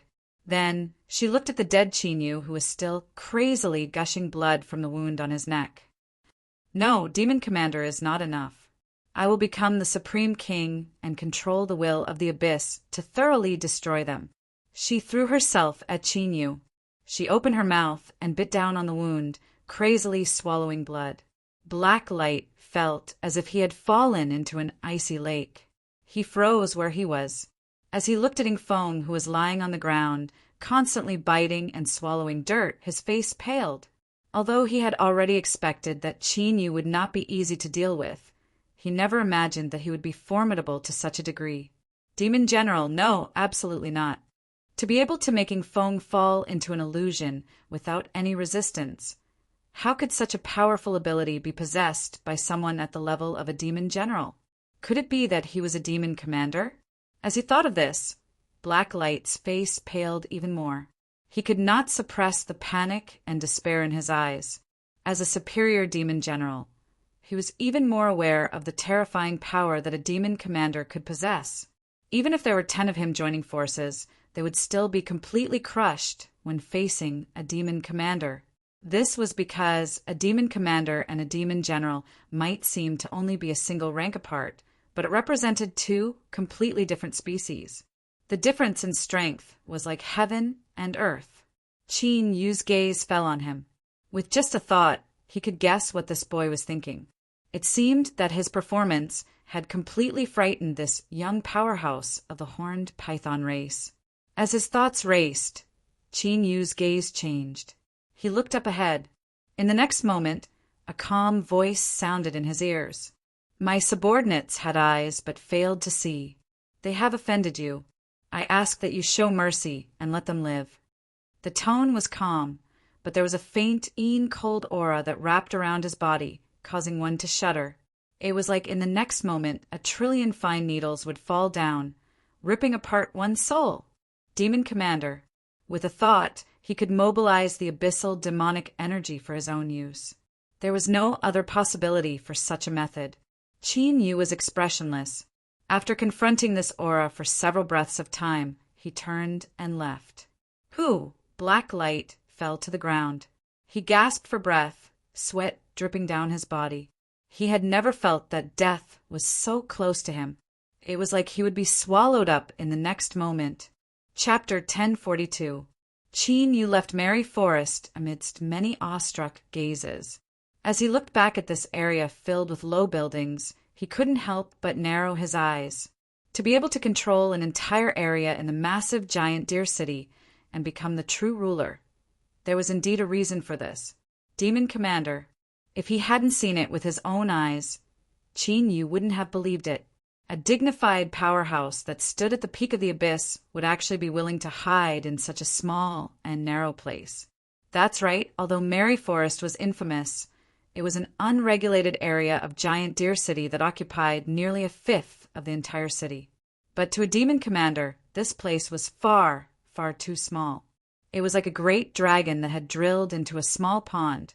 It simply couldn't stretch out. Indeed, the longer one lived in this world, the more one would encounter all sorts of strange things. But it wasn't like he didn't have any harvests. Facing this demon commander that was hiding in Merry Forest, Qin Yu felt that he could still face him head-on. This allowed him to have an approximate understanding of his own strength. After the heart of the abyss fused with the abyss source, it had given him a great surprise. The only pity was that this strength could only be obtained in the abyss. Once Qin Yu returned to the world of the living, the abilities he obtained from the abyss would likely be sealed away just like his current cultivation. Shaking his head, Qin Yu cast these thoughts aside and turned to leave. This time, he smoothly returned to his courtyard. He had made a great fortune from willow fire. In addition, in order to ensure Liao Shi's safety, Qin Yu had spent a great deal of thought to purchase this courtyard. It wasn't too far from the Giant Deer City Lord's residence in a straight line. So, even though there were undercurrents surging in Giant Deer City and there were many conflicts and frictions, this area was still relatively safe. After inspecting the arrangements and making sure no one had triggered anything, Qin Yu closed the courtyard doors. The impatient Liao Shi stared at him with wide eyes. "What took you so long? Hurry and give me the things." Qin Yu's lips twitched.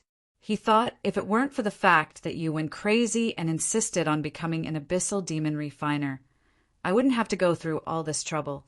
If it weren't for the fact that I needed your help in unraveling the myriad soul Tao, I wouldn't care how you died, he thought to himself, but didn't reveal anything on his face. He took out the demonic leather bag and said, "Everything you want is here." Liao Shi grabbed it and flipped through it carefully, and a hint of delight appeared on his face. However, a hint of wariness soon surfaced on his face. "You seem to be treating me nicely, but were you cursing me in your heart just now?" Qin Yu nearly choked on his saliva. Was this a woman's intuition, or was it some sort of mind-reading, supernatural ability that he didn't know about? "I can tell from your expression that I must have guessed correctly. I'm warning you, you'd better not scold me. My senses are very accurate." Qin Yu turned around and walked away. "I don't know what you're talking about." It was clearly not a wise choice to be entangled with her on this topic. "Hey, remember to read what I give you. Don't wait until I need your help and you still don't know anything. As the future strongest fiend refiner in the abyss, failure would be the greatest insult to me. I will be very angry." A threat. This was definitely a blatant threat. Qin Yu nodded with a dark expression. When he heard the door close behind him, he bitterly smiled and sat down in the courtyard. Thinking for a moment, he took out the magic crystal card that Liao Shi had given him and probed it with his divine sense. He had to take a look. If the refinement really failed because of him, who knew what kind of tricks this woman would come up with?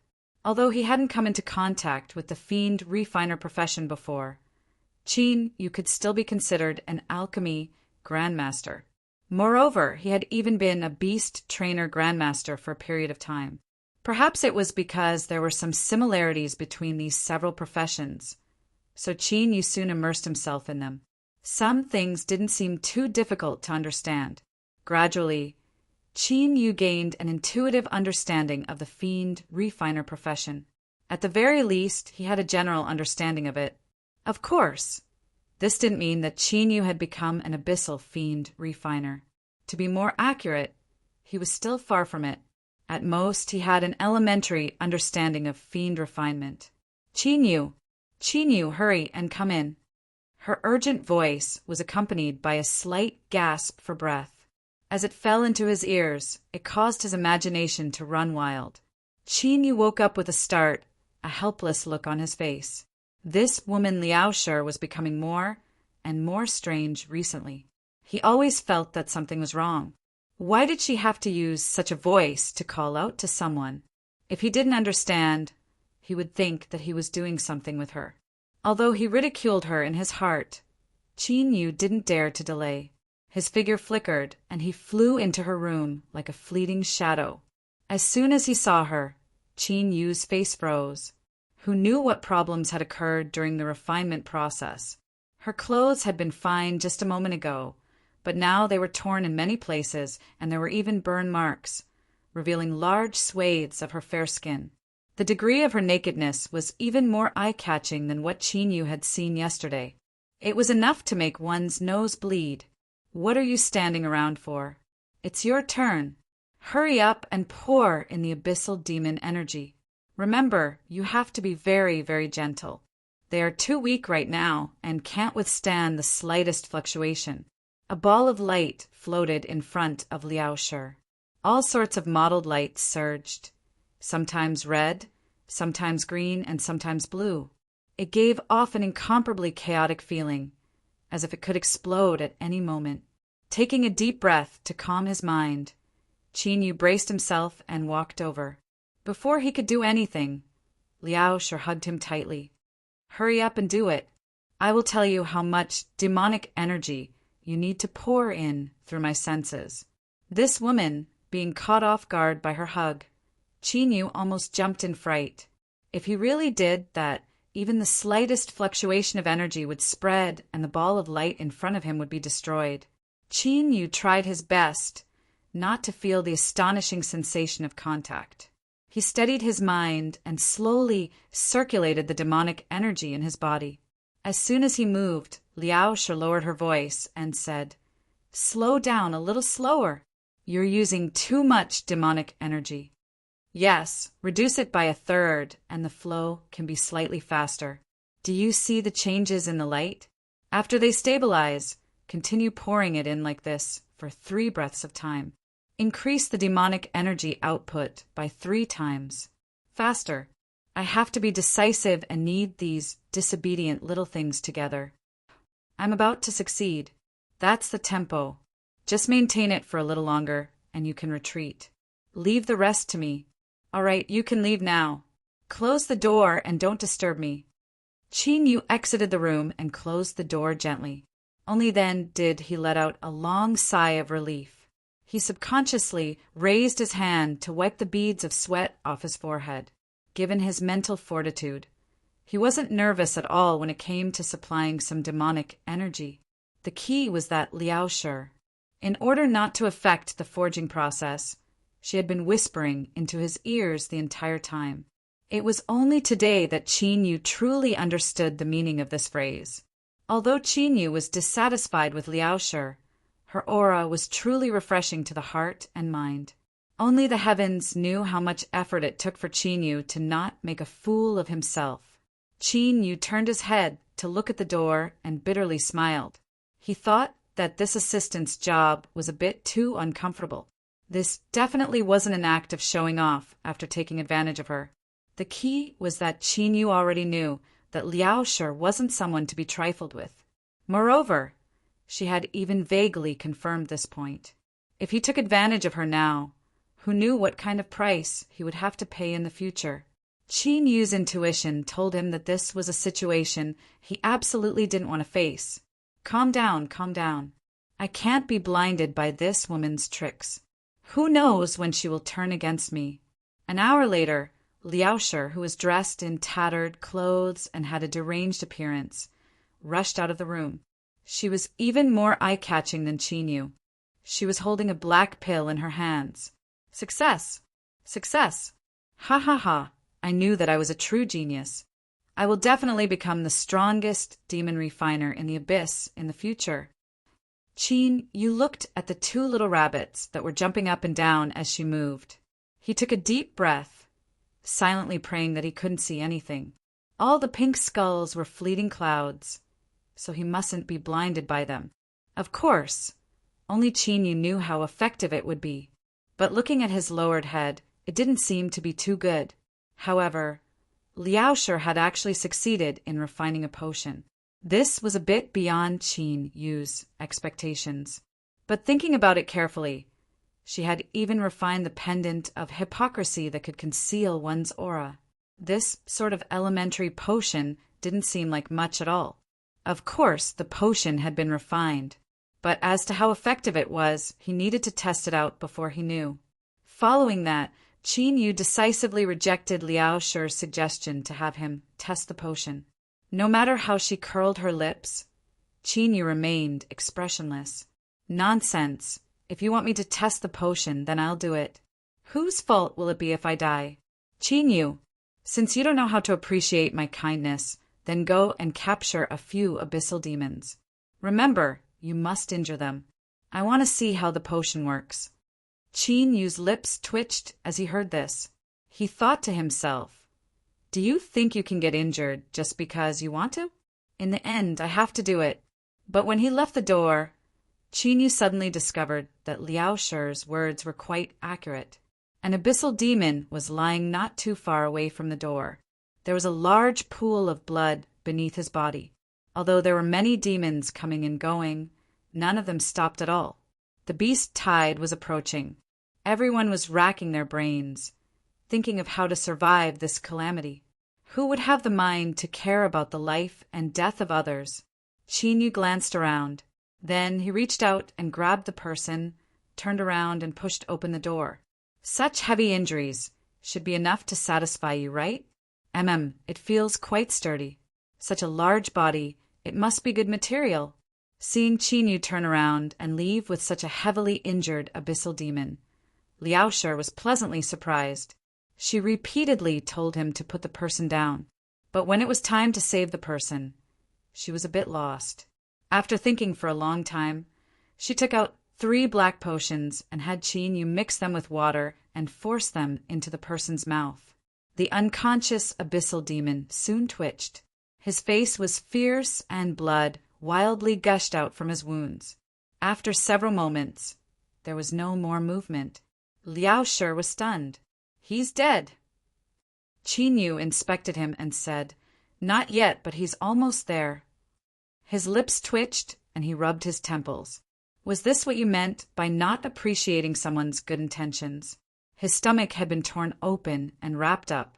Even after bleeding all over the ground, he still hadn't died. Such a strong abyssal demon had died in just 2 or 3 moves. Luckily, I firmly refused. Otherwise, the one lying on the ground right now would have been me. That's not right. How could this be? The potions I refined were absolutely correct. This shouldn't be the result. Liao Shi had an incredulous expression. Seeing this, Qin Yu's complexion darkened even further. This demon was about to die, and you still say it's impossible? Ha ha ha, you really are blind. Don't let him suffer. Let me kill him, and that will be a release. As Qin Yu spoke, he was about to attack. Liao Shi screamed, don't move. This is my first test subject. I absolutely cannot kill him. Qin Yu had no expression. I can't guarantee that in his current state, this demon won't explode with a bang. If you are caught up in it, don't blame me for not warning you. Liao Shi bit his lips. In any case, you can't kill him, then throw him out the door. What if he survives? Qin Yu chuckled inwardly. Speaking of this demon, he had thrown him far away from the door. Otherwise, if he really died at the door, it would be troublesome. Women were unreasonable. If he killed him and destroyed his corpse, there was no need to go through so much trouble. Qin Yu, believe me, there is definitely no problem with the potions. Why don't you try it yourself? Perhaps it's because of that demon's physique and he can't use the potions I refined? Liao Shi earnestly said. Qin Yu pointed to his forehead. Do I look stupid to you? He turned and walked away. It was impossible to test the potions. No matter what, it was impossible. You can go crazy however you want, but I won't accompany you any longer. Behind him, Liao Shi's nagging continued. Something's wrong? How could this be? I can't be wrong. My name is Sledgehammer. That's right, it's Sledgehammer, Sledgehammer, Sledgehammer. To us abyssal demons, a name is nothing more than a code name. It has no meaning at all. As long as you are strong enough, no one will laugh at you. This is what my father told me. He also told me that as a descendant of the Raging Ox tribe, no matter what, I cannot admit defeat. No matter who it is, as long as they dare to speak, then there is no need to say anything, and we will face them head on. I think that what my father said is reasonable, so I have always done so. Wherever the sledgehammer went, anyone who dared to jump out would be smashed to the ground. But as the saying goes, if one walks by the river for too long, how can one's shoes not be wet?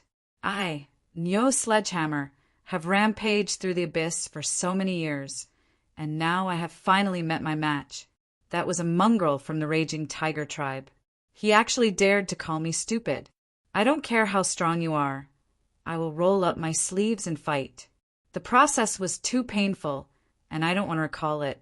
In the end, when I really couldn't win against him, I suddenly twisted one of his arms and ran away. My intestines drooped out, and I casually wrapped them with some paste. I don't know how far I ran, but my vision darkened and I collapsed. I originally thought that I was dead for sure, but who can tell me how I came back to life in a pile of corpses? Moreover, my Nyo Sledgehammer's arms and thighs are clearly thicker than before. I can clearly feel an incomparably powerful strength running through them. Could this be the so-called good fortune after surviving a great disaster? Did my bloodline evolve? After walking out of the pile of corpses, I found a river and washed my body. Looking at my reflection in the river, I saw 2 thick black horns on my head, and I couldn't help but cry. Father, so you weren't bragging. Our ancestor really is a black demon ox. Your son has awakened again today. It is our ancestors' bloodline. Don't worry, Sledgehammer will definitely make our ox family famous in the abyss. I will also find you a few daughters-in-law and give birth to a few hundred children to continue our ox family's bloodline. But now, I have something more important to do. If the raging tiger tribe dares to fight me head-on, your grandpa Sledgehammer has returned. This time, your grandpa Sledgehammer will definitely let you understand what is called a fist as big as an alms bowl, and what is called a different kind of red flower. Chapter 1043. The beast tide that the entire abyss was waiting for had finally erupted. Even though they were far away from the city walls, they could still hear the heaven-shaking sounds of battle. Occasionally, there would be heaven-shaking explosions, and they could feel the ground beneath their feet tremble. Today's Julu city was more chaotic than ever. The abyssal demons hurrying to and fro on the streets all had panic on their faces. Occasionally, there would be a few words. It seemed that some changes had occurred in the beast tide. The number of demon beasts gathered outside the city was far greater than in the past, and it was still increasing. However, Yu did not care much about these things. No matter how many demon beasts there were, they would only cause casualties among the abyssal demons. As for whether Julu City would be breached, not to mention that Julu City was a natural stronghold, it had a strong defense, and there were countless powerhouses in the city. There had never been an accident in the tens of millions of years of beast tides. Of course, even if Julu City was really breached by the beast tide, so what? Yu was confident that with his strength, even if he brought along a burden like Liaosher, he could escape faster than most abyssal demons. After the city was breached, there would be great chaos. The demon beasts would be busy killing and devouring flesh and blood, so it would not be difficult for him to escape in the chaos. Thus, this matter only lingered in Yu's mind for a brief moment before he threw it to the back of his mind. A moment later, he stopped and looked up. The Thousand-Eye Temple was already in sight. Looking at the flow of people entering and exiting, Yu sighed. The business here was getting better day by day. The green-tailed demon at the entrance seemed a bit weak because he had used up too much energy. He only nodded when he saw Yu and hurried to greet other customers. It was not that he was deliberately neglecting them, but because of the beast tide, the Thousand-Eye Temple had been crazily selling all kinds of goods. Even though the price had risen again and again, the sales continued to rise. In just these 2 or 3 days, there were 7 or 8 large orders worth over 10 million. It was said that the highest was over 40 million demon crystals. Naturally, in this busy situation, The treatment Qin Yu received in the Thousand Eye Temple was greatly reduced. However, this result was more in line with Qin Yu's intentions. Because he was not buying anything today, he was selling things. That's right, what Qin Yu wanted to sell was the batch of potions that Liao Shi had refined a few days ago. She had given it a resounding name, Vigorous Ascension Pill. The strength was indeed very great, and it could also help people ascend to the heavens. Previously, that ridiculously strong and sturdy demon who was heavily injured but didn't die was easily taken care of by just 3 pills. Although he didn't see the demon's corpse later, it was likely that it had been taken care of by the demon guards. But according to Qin Yu's inspection, it was basically hopeless. TSK. Qin Yu really couldn't figure it out.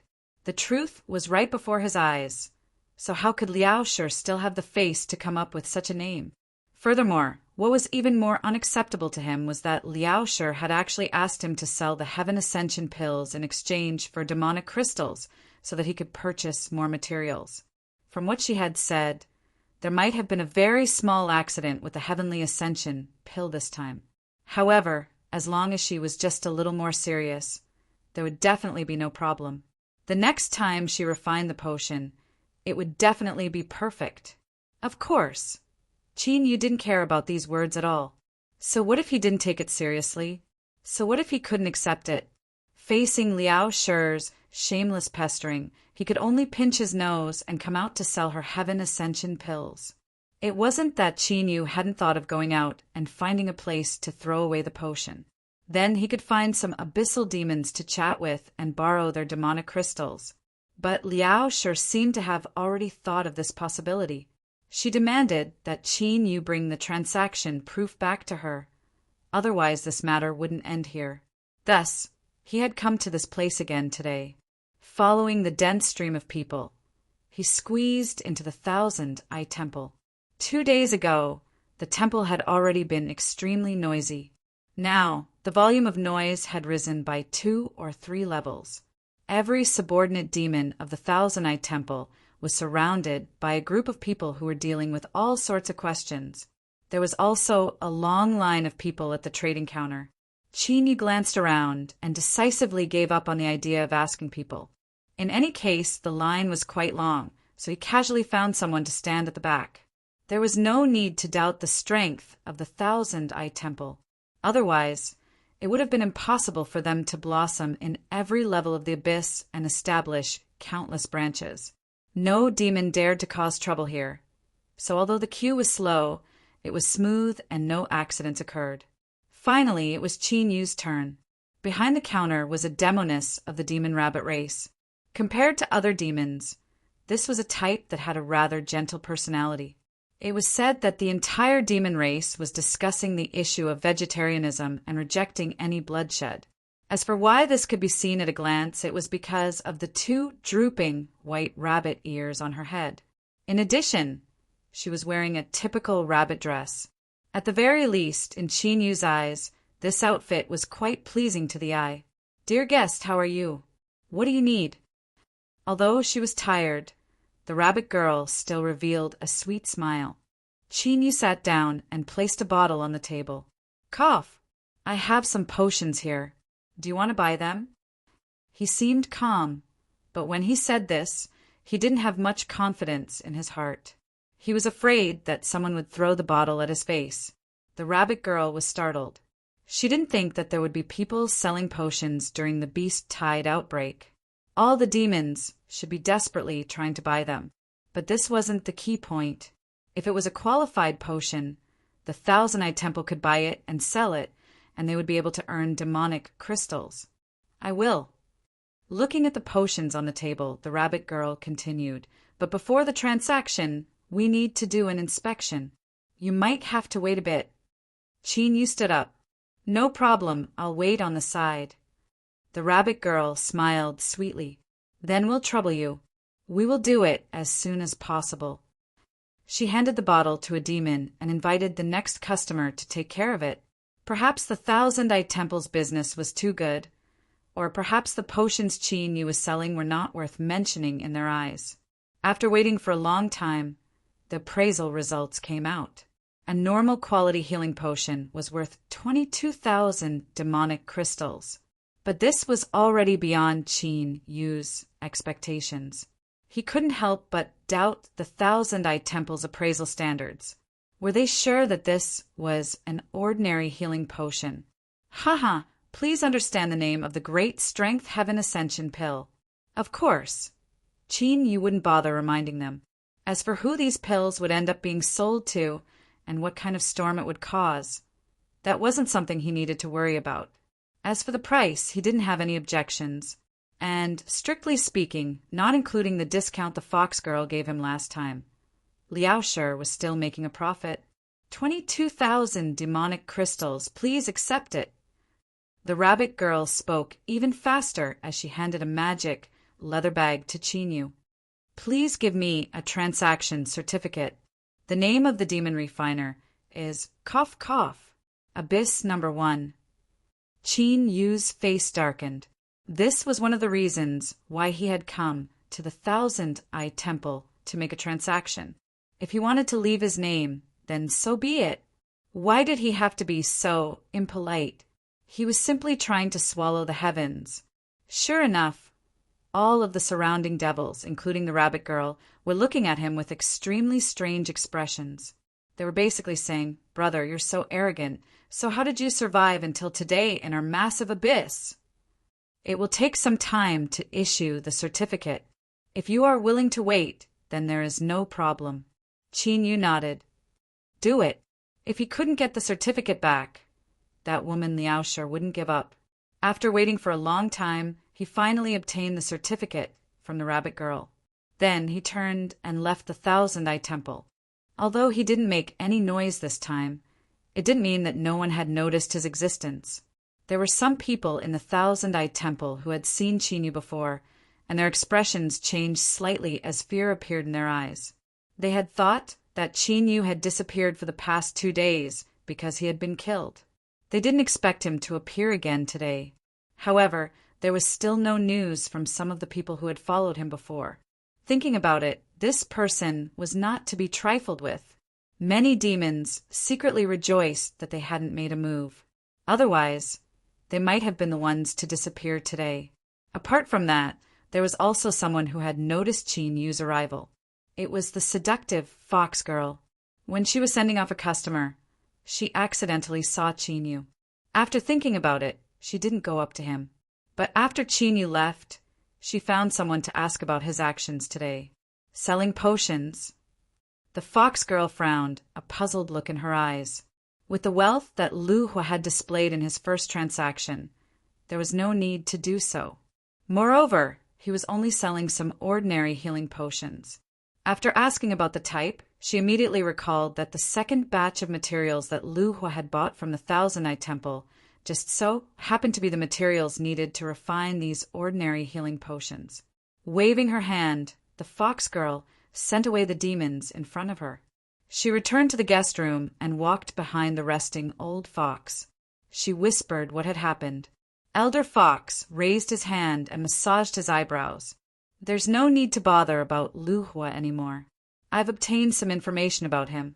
He's just a demon refiner with a little fame in a remote area. His net worth is not much. The 10 million magical crystals from the first transaction are almost all gone. Speaking to her, he paused. He remembered the first time he saw Lu Hua. Perhaps it was just an illusion. How could a little demon refiner give him any pressure? Of course, he couldn't bring the 22,000 demon crystals back. Qin Yu walked around and exchanged them for materials near the Thousand Eye Temple. As for why he didn't directly buy it from the Thousand Eye Temple, it was because he couldn't stand the caring gazes of the people in the Thousand Eye Temple. But more importantly, Qin Yu didn't want to have any more contact with the people in the Thousand Eye Temple. For example, that fox girl who had seen him but pretended not to know him. He didn't want her to be curious about him because of the difference in their previous transaction. In reality, Qin Yu didn't think too much about it. The fox girl was indeed curious, but she had been dispelled by the old fox. She even secretly rejoiced that he hadn't taken too much advantage of her. Without the VIP discount from the Thousand Eye Temple, and with the skyrocketing price of materials in Julu City, the 22,000 demon crystals were only enough to buy less than half of what he had originally spent. This made Liao Shi very dissatisfied. She felt that Qin Yu was too useless. He had used the potions that she had carefully refined to exchange for these few things. If it wasn't for the fact that this woman was still useful and that he was a little afraid of her, Qin Yu would have made her understand how serious the consequences of speaking carelessly were. He made another note in his notebook and endured it for now. A black demon ox race member called Nyo Dachui had recently become famous in Julu City. The reason for this was naturally not because he had used his alm's bull-sized fist to kill a tiger-mastiff hybrid demon on the spot, but because of his bizarre self-transformation experience. After a great battle, he had almost been torn to shreds. Who would have thought that he would survive and even transform his bloodline instead? Indeed, there were cases in the Abyss where one's bloodline awakened because they had suffered heavy injuries and were on the brink of death. For a period of time, there were even many Abyss demons who deliberately used this method to stimulate their bloodline and become even more powerful. But without exception, these attempts all ended in failure. After countless Abyss demons died, these methods were eventually abandoned. But today, a living example had appeared in front of them. Nyo Dachui had suddenly become the target of envy.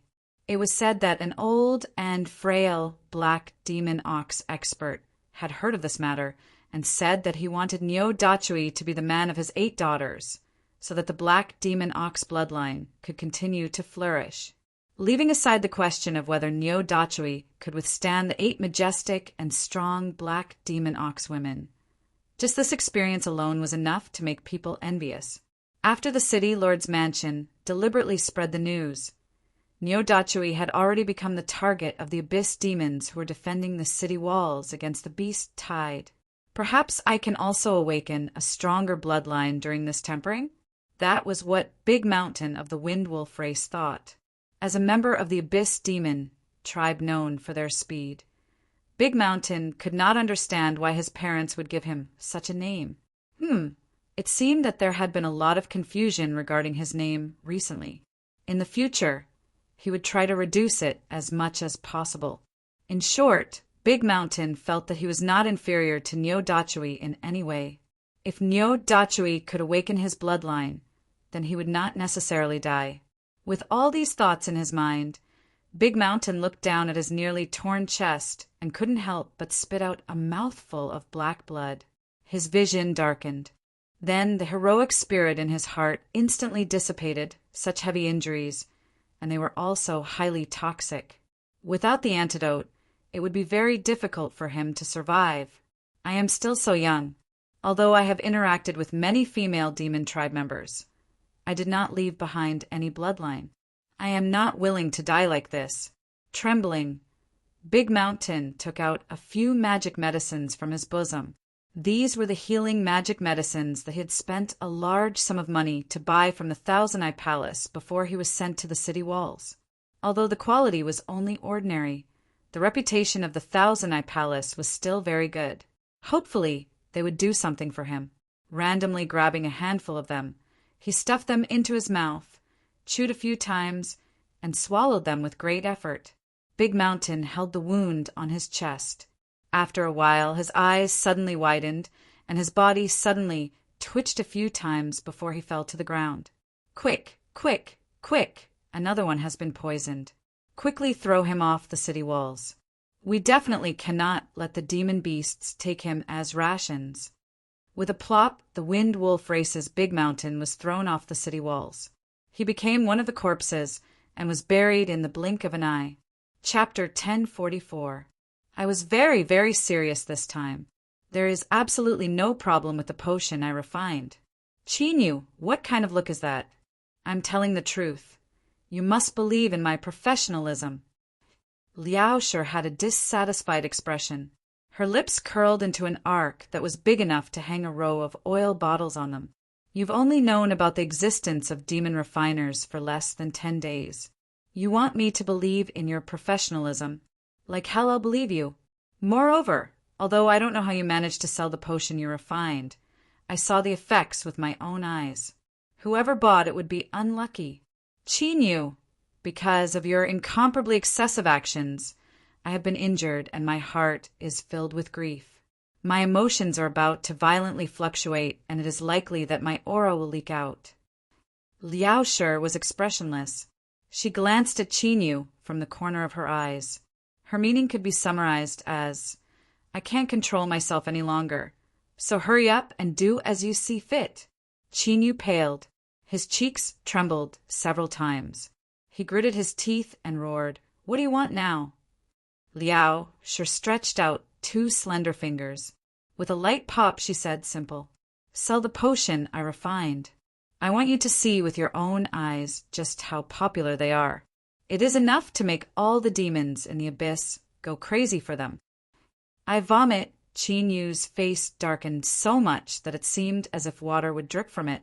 Their gazes collided in midair, neither willing to back down. After a long time, he took a deep breath and said, I'll catch some demons for you to experiment on. Haha, the beast tide has already erupted, and the City Lord Mansion is trying to think of ways to send the demons up the city walls to defend against the invasion of demon beasts. You want to try catching some people now? Once you're discovered, you'll be the first one to be sent up the wall. Liao Shi traced the bottle in her hand, her face filled with pride and gentleness. Moreover, do you think just any demon has the qualifications to use the potion I refined? Even if they don't need to bathe and change clothes, they should at least spend a great deal of money to buy it. Because of this, the 2 argued for a long time. Finally, Chinyu admitted defeat once more. Of course, Liao Shi was also forced to make concessions. This was the last time you would help her sell the potion she refined. In the future, she couldn't use this as an excuse to pester him. After leaving the courtyard and closing the door, Chinyu's lips twitched.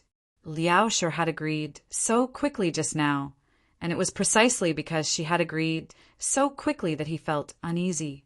Based on his understanding of Liao Shi, it was highly likely that she would renege on her promise. Chinyu rubbed his temples with a headache. He took a deep breath and suppressed his chaotic thoughts. Then he walked out the door. Of course, he couldn't go to the Thousand-Eye Palace anymore. He didn't know what would happen to the potions he had sold to them before, so he didn't want to take the initiative to deliver them to them. Fortunately, in the huge Jilu city, other than the Thousand-Eye Temple, there were many other places that sold potions. Stop! With a loud shout, a squad of demon guards blocked Chinyu's way. The one leading them had a scar on his face and a fierce expression. He coldly swept his eyes over Chinyu and said, Take out your identity card. Chinyu took out a black iron token. The back of the token was engraved with the seal of Jilu City. This was the proof that he was a native of this place. Once again, he had to thank Lu Hua, who was already dead, for contributing a large amount of magical crystals, allowing Chinyu to buy that small courtyard at a high price. Otherwise, the foreign demons would have to climb up the city walls to defend against the beast tide. After inspecting the place, they handed the iron token to Chinyu and hurriedly left. Today, there were fewer people on the streets. The people coming and going were even more hurried. Chinyu thought about the demons of Jilu City. They were being baptized by the calamity, and who knew how many would die every day, but no matter how he thought about it, it was hard for him to feel compassion for them. It was as if the more that died, the better. He decided not to think about it for now. He had to find a place to sell off this pile of hot potions. In Jilu City, another person's bloodline underwent a transformation at the critical moment of life and death. This time, the lucky one was a wind wolf called Big Mountain. Of course, this wasn't the right way to address him. He should be called Sir Big Mountain of the Silver Moon Wolf race. This was because among the races of the Abyss, the Silver Moon Wolf race had a royal bloodline. The king of their race was called the Howling Moon Wolf King. They were incomparably powerful, and there were many legends about them in the Abyss. First, it was the Black Demon Bull bloodline. Today, the Silver Moon royal race had appeared. Although the impact of the beast tide made the people of Julu City anxious, many people's eyes brightened. A single bloodline transformation might have been a lucky coincidence. But for it to happen twice in a row, this couldn't be explained with just the word coincidence. In Julu City, undercurrents began to appear. In areas that ordinary people couldn't detect, people began to search for the reason why Big Hammer Nyo and Big Mountain of the Wind Wolf race had undergone a bloodline transformation. His long silver hair had become much more handsome, and his every movement exuded an intimidating aura. Of course, he knew that the transformation of his bloodline was completely different from the so-called transformation of his bloodline when he was gravely injured and had a firm will. In the end, when he fought against the shadow of death, the transformation of his bloodline was completely unrelated. He looked up at the giant signboard of the Thousand Eye Temple. Then Big Mountain adjusted his hood and took a deep breath before stepping inside. Of course, he didn't hide his appearance to pretend to be mysterious. Rather, he had already faintly felt that something was wrong. How many ordinary healing potions do you need? Big Mountain took out a bottle and lowered his voice. I want potions refined by this, the First Lord of the Abyss. How many do you have? The rabbit girl behind the counter was stunned. This was because she still had some impression of this name, but because it was too deafening, it would take a long time to forget it. She lightly coughed and smiled. Our Thousand Eye Temple's potions will only be officially sold to the public after they pass the inspection. The effects will all be the same. No, I only want potions refined by the First Lord of the Abyss. The price is negotiable. Give them all to me. Big Mountain frowned. At this time, the crowd behind him parted, and the fox girl seductively walked in. She smiled and said, Dear customer, our Thousand Eye Temple can satisfy your request, but it will take some time to prepare. Please follow me into the reception room and wait. Big Mountain's complexion changed. He took a step back and said, I still have matters to attend to. I will come back later. The fox girl took a step forward and grabbed his arm. In a voice that only the two of them could hear, she slowly said, Sir Big Mountain, the silver moon royal bloodline in your body is something that many people covet. Normally, no one would dare to provoke someone with a royal bloodline. But now that the beast tide is attacking the city, casualties are unavoidable. Moreover, it will be difficult to investigate the matter afterwards. According to what my Thousand Eye Palace knows, there is already a wolf clan powerhouse in Merry Forest who has placed an order to take your bloodline. If you leave just like that, something might happen. Underneath his robes, Big Mountain's face paled. This was the greatest fear in his heart. The fox girl continued to say, Sir Big Mountain, my Thousand Eye Temple still has some deterrence. How about you stay here for now? At least you will be safe. A moment later, in a beautifully decorated reception room, Big Mountain was holding a cup of tea brewed by the fox girl. He let out a sigh and revealed a dejected expression. I can tell you, but the Thousand Eye Temple must guarantee my safety. Old Fox smiled. From today onwards, Sir Big Mountain is a guest of my Thousand Eye Temple in Julu City. Big Mountain was silent for a moment. He clenched his teeth and said, Yesterday, when I was on the verge of death, I took the healing potions I bought from you. At that time, I wasn't unconscious, so I was able to sense something. He pursed his lips and continued to say, The reason why I was able to awaken my bloodline is most likely because I took those potions. Old Fox frowned. He said in a low voice, Guess, Big Mountain, you mean that some ordinary healing potions were able to awaken your bloodline. That's right. That is why I came here, hoping to buy some more. After saying this, Big Mountain felt much more relaxed. He took out the bottle he had hidden in his chest and placed it on the table. The potions I bought were placed in this bottle. I carefully examined it and found that the words First in the Abyss are engraved on the bottom. This should be the mark of the person who refined the potions. Old Fox's lips twitched. First in the Abyss. What big words. But if what Big Mountain said was true, then his title of first in the abyss was quite appropriate. The abyss was endless and had millions of races. Although the profession of demon refiner was rare, there were still many of them in the entire abyss. The top existences were called abyss walkers. They had a status that was comparable to the abyss king. In some ways, the influence of an abyss walker was even greater than that of an abyss king. Because the reason why these top demon refiners were called abyss walkers was because they had the ability to change fate, awaken their bloodline. As mentioned before, the races of the abyss were a species built on the bloodline of a demon. The level of their reincarnation basically determined their future achievements. Of course, this was not absolute, because over the long years after all sorts of hybridization, it was very difficult to find an absolutely pure bloodline in the entire abyss. It was just that only the bloodlines that made up the most of the bloodlines would appear. As for the thinner bloodlines, they were hidden and almost impossible to awaken. In the body of the weakest demon, rat, there might even be the strongest bloodline of an abyss demon dragon. Of course, this was only an analogy, because no matter how lustful an abyss demon dragon was, it would be extremely difficult for them to interact with an abyss demon rat.